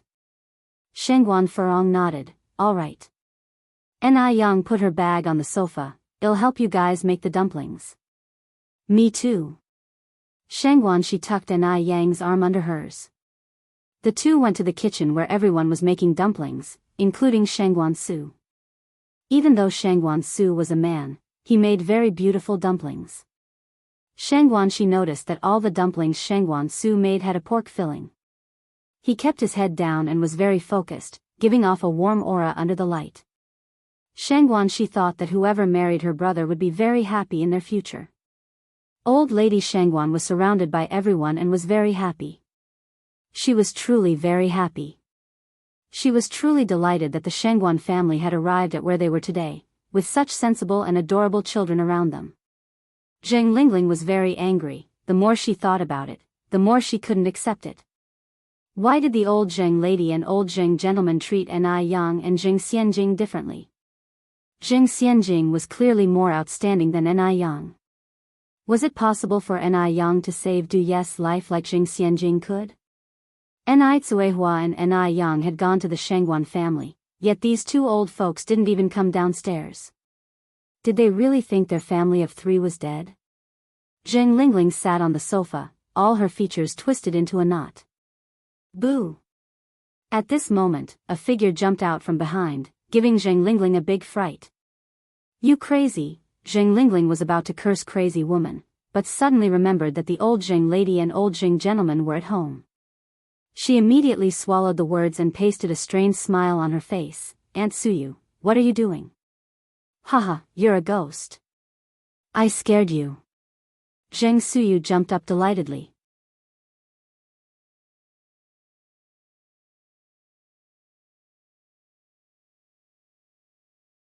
Chapter 793, So Unique. Found the real lifesaver. _4. Zheng Lingling continued, Aunt Suyu, please stop causing a ruckus and go get some rest. Ah. No. Don't kill me. I don't know anything. Zheng Suyu suddenly became frightened. She sat on the ground, kicking in front, go away. The ghost is so terrifying. Sister, come save me. I can't see. I don't know. Zheng Lingling looked at Zheng Suyu, narrowing her eyes slightly. This madwoman only knows how to blather nonsense. Auntie, are you okay? I'll help you back to rest. Zheng Lingling reached out to assist Zheng Suyu. Zheng Suyu pushed Zheng Lingling to the ground. You are a ghost. You are not a human. Sister, save me. At that moment, old lady Zheng came running down from upstairs. Suyu, are you okay? Sister. Zheng Suyu ran towards old lady Zheng. Old lady Zheng's eyes welled up with tears. Suyu, do you remember me? Zheng Suyu didn't like calling her sister-in-law from the beginning. When they first met, Zheng Suyu always addressed her as sister-in-law. Even after she married Zheng Jun, Zheng Suyu still called her sister. She has been calling her that for decades now. Zheng Lingling's gaze tightened. Has this madwoman really recovered? Sister, there's a ghost that wants to kill me. I'm so scared. They're all ghosts. Zheng Suyu pointed at non-existent people in the air and clung tightly to old lady Zheng in terror. Old lady Zheng sighed. Suyu, there are no ghosts in this world. Don't be scared. She thought Zheng Suyu was getting better. Zheng Suyu shivered in fear. Old lady Zheng continued, Suyu, how about I take you upstairs to rest? Zheng Suyu nodded in fear. Zheng Lingling said, Mother, Aunt Suyu hasn't been in a great state of mind these days. Coincidentally, her medication has run out. I'll go visit Dr. Jiang and get some more medicine, okay, instructed old lady Zheng, it's already dark out. Lingling, tell the driver to be careful on the road. Okay. Zheng Lingling nodded, I'll go get ready and ask Sun Wu to accompany me. Zheng Lingling returned to her room. Sun Wu was sitting on the bed watching TV. Zheng Lingling continued, get up quickly, stop watching TV. Get up. Sun Wu looked up at Zheng Lingling, where are we going? Zheng Lingling said, to Dr. Jiang's. Without saying anything further, Sun Wu immediately got out of bed. The couple arrived at Dr. Jiang's residence by car. Seeing Zheng Lingling and Sun Wu, Dr. Jiang was delighted and busy pouring tea for the couple. Zheng Lingling took the teapot from Dr. Jiang's hand. You don't have to do that, I can pour the tea, Dr. Jiang continued. Have you two had dinner? If not, I can cook for you. Sun Wu said, Aunt Jiang, you don't have to trouble yourself. We've already eaten. Dr. Jiang nodded, that's good.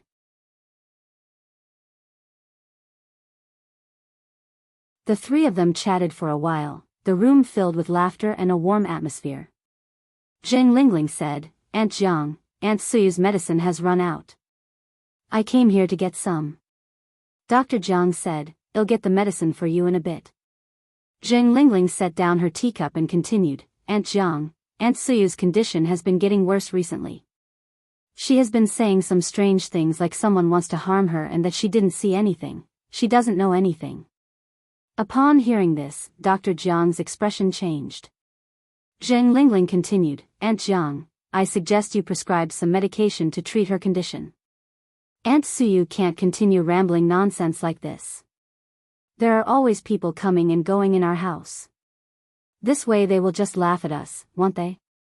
Dr. Jiang nodded. Okay, I understand.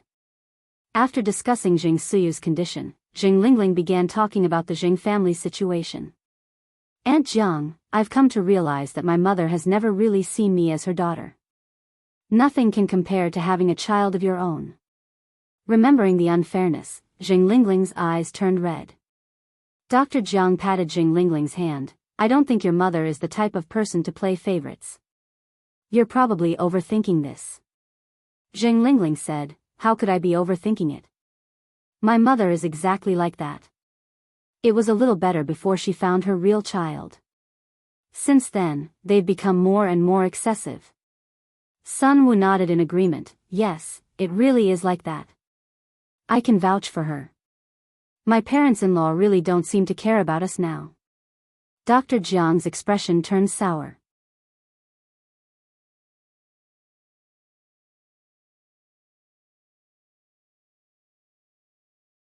Chapter 794, So Unique. Found the real lifesaver. _5. How had the old lady of the Zheng family promised to take care of Lingling when she brought her to her side? She had said that she would cherish Lingling and treat her as her own daughter. How many years had passed since then? Human hearts. Really impossible to examine. Dr. Jiang looked up at Lingling. Your niece and I Yang also has medical skills. Lingling was startled. How did you know? She hadn't paid much attention. Dr. Jiang explained. When I met her last time, I smelled a faint scent of Chinese medicine on her and saw that she was carrying a bag for acupuncture needles. Why would an ordinary person carry needles for acupuncture? After speaking, Dr. Jiang continued, in my observation, her medical skills are not bad. Lingling snorted coldly. I didn't expect this country girl to be so capable. Dr. Jiang glanced at her. Lingling, as I've told you before, never underestimate anyone. Lingling fell silent. Dr. Jiang asked again, how have your parents been doing recently? They are both fine, Lingling replied. Dr. Jiang nodded. Remember what I told you last time? Do not make ginseng soup for your parents again. Have you been making it since then? No, Lingling shook her head. She always obeyed Dr. Jiang's instructions. That's good. Dr. Jiang heaved a sigh of relief, and then reassured her, Lingling, for some things, there is no need to be hasty. You have been her daughter for so many years, I believe she would never treat you unfairly. After speaking, she continued, I'll handle the rest. Yup. With Dr. Jiang's words, Lingling immediately found a sense of security. Dr. Jiang continued, in a few days, it will be Xianjing's birthday. Your niece, Ni Yang, shares the same birthday as her. You can organize a grand birthday party for them. Xianjing is now the life-saving benefactor of Master Du. He definitely won't dismiss her birthday. It's a good opportunity to show your mother who is better suited to be Miss Zheng. Upon hearing this, Lingling's eyes lit up. You're right. Why had she not thought of that? If it's Xianjing's birthday, Master Du will definitely make an appearance. Both of the two granddaughters have their birthday on the same day, but one will have the full support and attention of Master Du and all the other wealthy families. The scene will surely be lively. The Shengguan family. After dinner, the Shengguan matriarch asked Shengguan Furong to join her on the couch for a chat. Furong, could you bring the children to visit their grandmother tomorrow? Okay. Shengguan Furong nodded. Well, go tomorrow. Another pause before the Shengguan matriarch asked, did Zhao Shen come to see you today? Yes. Furong replied. So, what do you think? Shengguan matriarch continued asking. Shengguan Furong responded, Mom, it's simply impossible for him and me. She had thought a lot about it recently. She was able to forgive Zhao Shen for his actions because he was the father of her children after all. But she could never be with him again. Spilled water cannot be gathered again. The Shengguan matriarch sighed. Furong, don't you ever consider the children? They are still so young, Shengguan Furong replied. it is precisely because I have thought about them that I bring them over at least once a week to visit their father. They do not lack the presence of a father. But the children only get to see him once a week. Other kids can see their parents any day. The Shangguan matriarch added. Shangguan Furong responded, that's not how it should be viewed. There are left-behind children in rural areas who only get to see their parents once a year, so then, is a week longer or is a year longer? The Shangguan matriarch was silenced. You just need to think carefully. When you go to their grandmother's tomorrow, remember to bring more gifts. I heard that Zhao's matriarch has not been feeling well recently. Blessings are often given to the offspring by their parents. Forget it. She should not bother anymore. Shangguan Furong nodded, okay, I know. The following morning, Shangguan Furong carried some healthcare products, and took her children to the Zhao family. The Zhao matriarch had recently caught a cold and had been running a fever. When Shangguan Furong and the children arrived, the Zhao matriarch was lying in bed on an IV drip. Grandma! Grandma! The children immediately gathered around her. Upon seeing the children, the Zhao matriarch's face broke into a smile. Zijuan, Ziqing. Aunt, are you okay? Shangguan Furong approached her. With a smile, the Zhao matriarch said, Furong, you came too. I'm fine, just having a bit of a cold.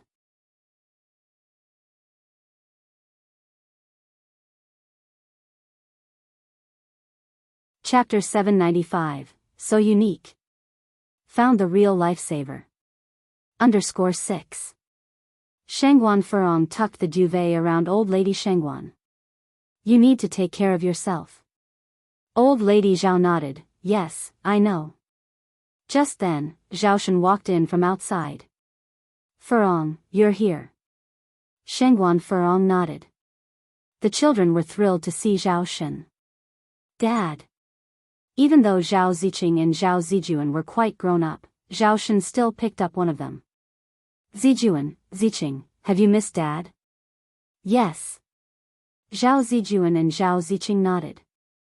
Shangguan Furong watched the scene unfold, a smile tugging at her lips. Being apart for a while actually felt good. Zhaoshen had never been so affectionate with the children before. Because old lady Zhao's health was failing, Shangguan Furong decided to leave one of the children with the Zhao family to keep her company. After all, one shouldn't be too selfish. Having witnessed what happened with Lin Fang, she believed that the Zhao family wouldn't repeat the same mistake. She herself would visit once a week. Which of you would like to stay with Grandma? Shangguan Furong squatted before the two children, asking. I will. Zhao Zijuan stepped forward.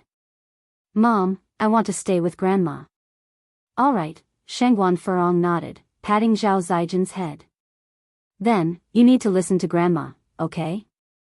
Mom will come back to see you once a week. Yes, Mom, I know. Zhao Zijuan nodded sensibly. Tears streamed down old lady Zhao's face as she lay in her hospital bed, moved by their actions.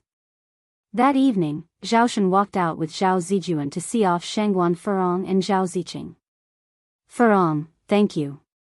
Shangguan Furong replied, you don't need to thank me. Zijuan isn't just my child. However, let me be clear. If you repeat your mistakes, you won't see your children ever again. She would take the children far away. It will never happen again. You have my word. Zhaoshen promised. Shangguan Furong continued, remember those words. All right, no need for goodbyes, you better go back. Ziqing, say goodbye to your father and brother. Reluctantly, Zhao Ziqing waved. Goodbye, Dad. Goodbye, brother. Zhaoshen opened his mouth. Furong, have we really no chance to be together anymore? His eyes were filled with pleading. No, no chance, Shangguan Furong answered. Zhaoshen, I wish you to find your true love soon. Having said that, Shangguan Furong turned around with her child and walked away. With his heart feeling as if it had been torn apart, Zhaoshen watched the silhouettes of the mother and daughter disappear. The pain was real. They were once a happy family of 4, now, they were going their separate ways. Deming Villa. Wang Ziki, soaked in sweat, ran into Grandpa Du's study room. Grandpa Du. Grandpa Du. Grandpa Du put down his Buddhist scripture. What is it?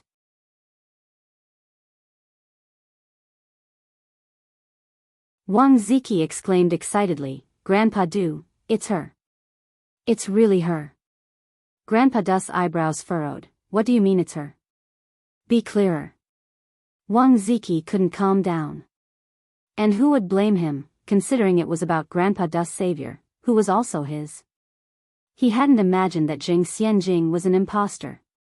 Grandpa Du was proven to be right. Wang Ziki recomposed himself. Grandpa Du, the person who helped us that night, it was Ni Yang. It was her. Grandpa Du remained unfazed. This revelation was not surprising to him. Otherwise, he wouldn't have asked Wang Ziki to investigate Ni Yang. Wang Ziki continued, Grandpa Du, should I bring that necklace to Ni Yang?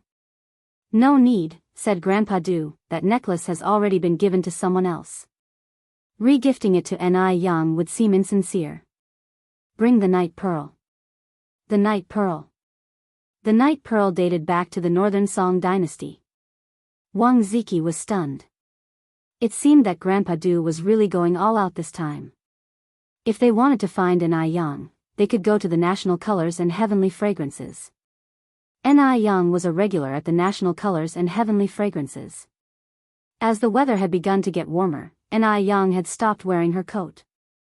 That day, she was wearing a light blue cheongsam with her hair down, a pale blue crystal hairpin adorned with thin fringe on the left side. The fringes trembled as she walked, much like the shimmering surface of water. She was captivating. She looked as if she had walked straight out of a vintage Chinese painting. Grandpa Du was immediately drawn to Ni Yang, who was deep in conversation with Gu Lanji, as he entered. The buzzing crowd and the distance made it hard for him to catch their conversation. Grandpa Du, should we go over? Wang Ziki asked. Grandpa Du nodded.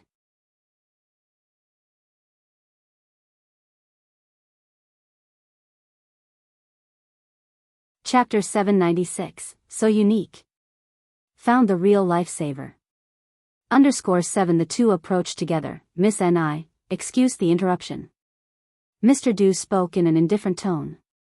Ni Yang looked back slightly and saw the man dressed like a scholar and Wang Ziki standing next to him. Ni Yang had seen Wang Ziki's photos at her master and mistress place, and recognized Wang Ziki at first glance. Could it be that this man was the one she had rescued in the alley last time? No, Ni Yang suddenly realized. How did they know her last name was Ni? Huh? Are you calling me? Yes. Mr. Du nodded. Can I have a word with you, Miss Ni? Ni Yang glanced at Wang Ziki, then at Mr. Du, and then nodded, okay. The three of them made their way to the private room upstairs. Mr. Du took out the white crystal hair clip. Miss Ni, do you recognize this? Ni Yang looked closely. Isn't this my hair clip?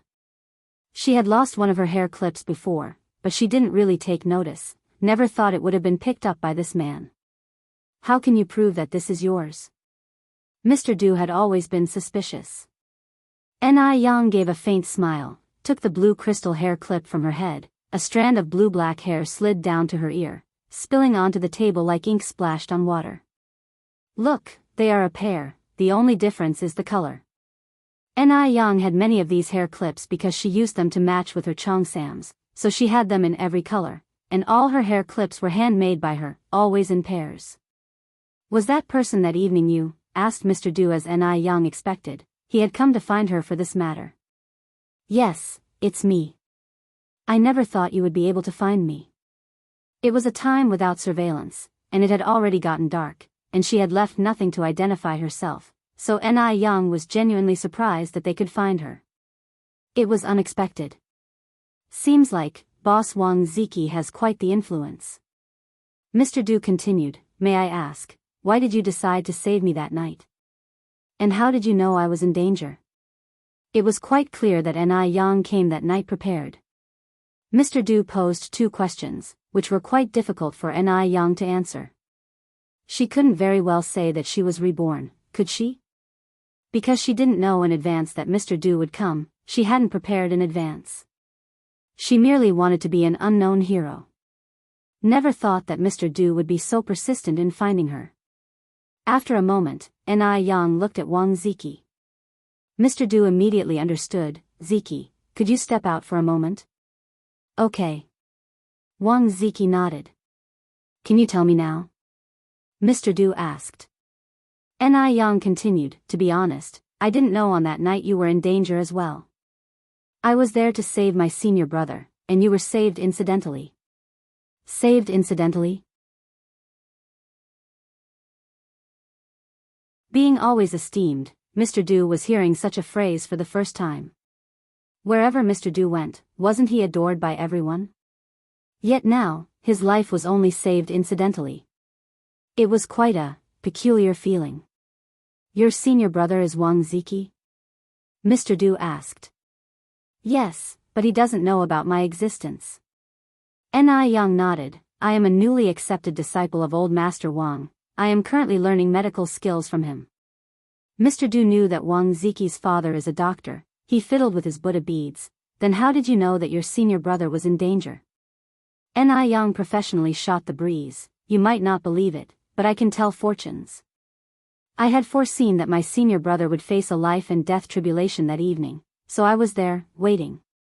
After all, whether it's one person or two I had to save, I might as well save you too.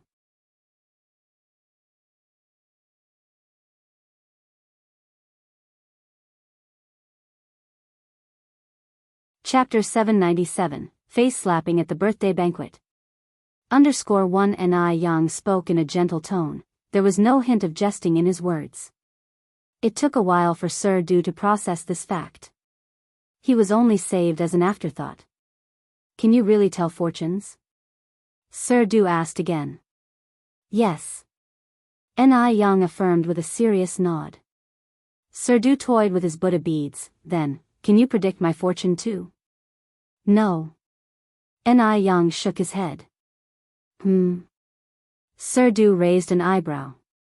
Ni Yang pinched his fingers, putting on the air of a hermit above worldly concerns. Sir, have you ever seen a hermit, I mean a real one, casually predicting fortunes for others? Besides, fortune-telling involves breaking the heavenly secrecy, which could backfire and harm oneself.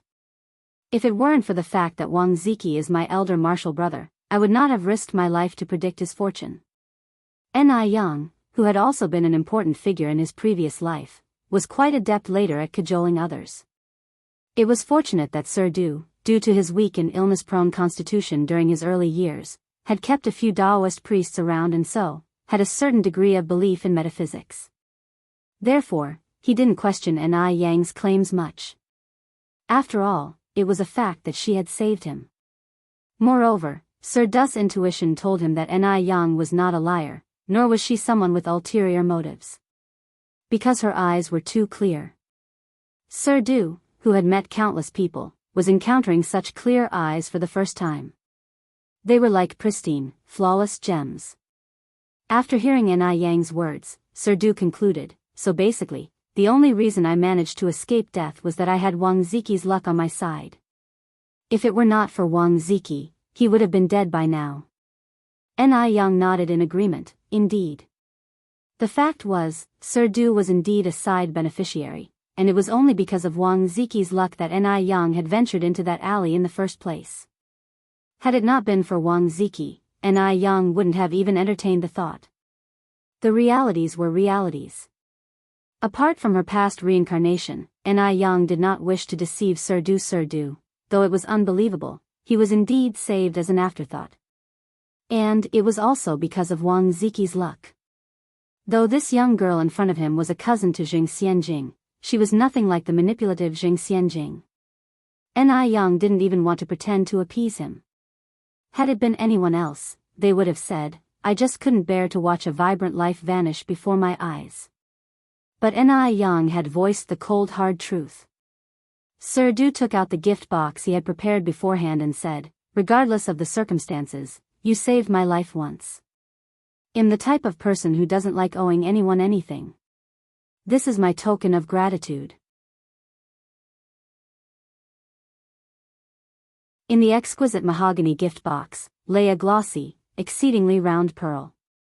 The pearl was a lake blue hue, nearly transparent, and emitted a brilliant, jade-like radiance as it absorbed and blended with the surrounding light. Extravagantly beautiful it was. Yang's gaze gently slid away from the night pearl. Sir, you were only saved as an afterthought by me. Strictly speaking, my elder martial brother is your real savior. Your gratitude should be directed towards him. It's not proper to receive rewards undeservedly. If she really accepted such a big gift, Yang would feel guilty. So instead, you would like me to owe you? Sir Du retorted. Right. Now that he had said as much, if she were to refuse again, he might think she had some ulterior motive. Yang reached out and picked up the night pearl. Her skin was as white as snow and the soft light of the night pearl spilled through her fingers, making her fingertips seem as if they were made of jade. If that's the case, then thank you, sir. From now on, we will be even. Sir Du toyed with his Buddha beads and chuckled. My surname is Du. Everyone calls me Sir Du. Sir Du? Who would have thought this seemingly gentle and scholarly man would behave like a martial world wanderer? Sir Du? Yang squinted.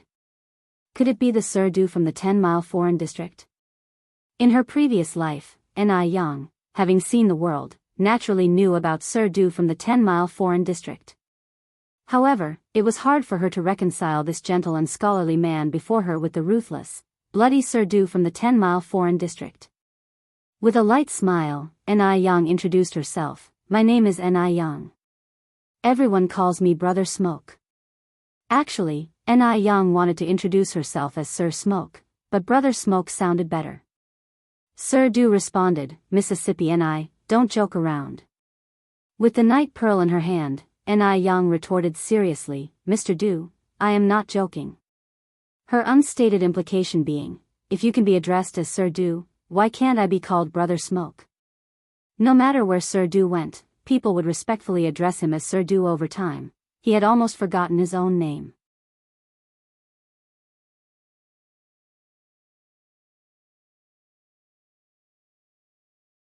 Chapter 798, Face Slapping at the Birthday Banquet. _2. This was the first time he had been mocked by a young girl, who insisted he call her Brother Yang. Yang was toying with the night pearl in her hand, and then said, Mr. Du, I will take the pearl. You may excuse me, I have some obligations. Mr. Du stood up to bid her farewell. As she crossed through the beaded curtain, Yang seemed to suddenly remember something. She glanced back at Mr. Du. By the way, Mr. Du, my senior was part of your rescue team. I hope you remember to thank him as well. The glinting crystal beads reflected on her distinct features, creating a hazy beauty sprinkled with an aura of mystery. Mr. Du nodded slightly. He partook the beaded curtain and the visage before him became clear. Of course, he said. Yang gave a nod and turned to leave.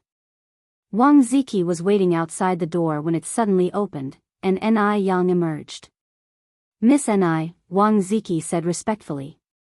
Yang looked at Wang Ziki, and suddenly seemed to realize something. She said with surprise, You're a Wang, aren't you? Yes. Wang Ziki nodded. Yang continued, So, Mr. Wang Yu is your father, right? Wang Ziki was surprised. Miss you know my father? Yang replied, Brother. I am your father's newest student. I have seen your picture at my master's place. Wang Ziki did not expect Yang to be his father's student. Are you really my father's new student? An excited Wang Ziki asked. How are my parents doing? Are they well? He had been away from home for work for quite some time and was always concerned about them. Yang nodded, Brother, our master and his wife miss you. When you have the time, remember to visit them. Wang Ziki scratched his head. I don't have any days off recently. In fact, Wang Ziki hadn't been home for almost 2 years. As Mr. Du's personal assistant, he needed to ensure Mr. Du's safety at all times, leaving him little freedom with his time. Yang added, Brother, do not worry. Mr. Du is such a good and grateful person. There is no doubt that he, being such an exceptional leader, will grant you leave. When that time comes, make sure to visit the master and his wife. Mr. Du stood on the side smiling. This cheeky girl sure knows how to play her part. She already knew Wang Ziki was her senior and pretended to recognize him for the first time. She purposely praised him greatly in his presence with the intention of securing a few days off for Wang Ziki. If he didn't, wouldn't that mean he wasn't a good leader? An unconscious smile touched the corners of Mr. Du's mouth.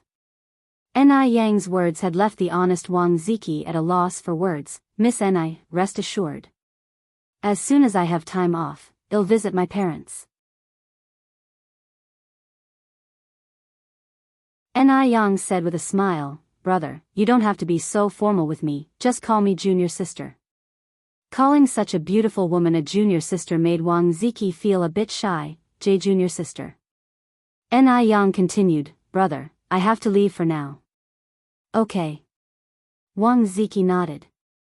After Ni Yang left, Mr. Du turned to Wang Ziki, Ziki, come inside with me. Okay. Wang Ziki followed Mr. Du inside. Once inside the private room, Mr. Du said, Ziki, I've got some work to do in the next few days. So, I'll give you a leave of 10 days starting next week. Go home and visit your parents. The news of the sudden holidays took Wang Ziki by surprise. Really? Mr. Du nodded. Recalling someone's instructions, he added, also, Ziki, thank you. Gratitude? Wang Ziki was utterly confused. Why on earth would Mr. Du thank him? What had he done to deserve Mr. Du's gratitude? He felt somewhat flustered. While Wang Ziki was still trying to comprehend the situation, Mr. Du continued, I've been feeling a bit unwell recently, and I heard that your father is a traditional Chinese medicine practitioner, is that right? Yes. My father is a very talented TCM doctor. Wang Ziki nodded and continued, Mr. Du, why don't you accompany me home? My father could examine you. Despite Wang Ziki's usual slow demeanor, he was surprisingly proactive when it mattered the most. Mr. Du nodded, that would hardly be any trouble, thank your father for me, please. Scratching his head, Wang Ziki replied, not a problem at all. As they were already at the colors of the sky, they could not resist a fine feast. You're tuning into the Dreamy Love Stories YouTube channel. Don't forget to subscribe and join us on this journey to catch the most captivating stories.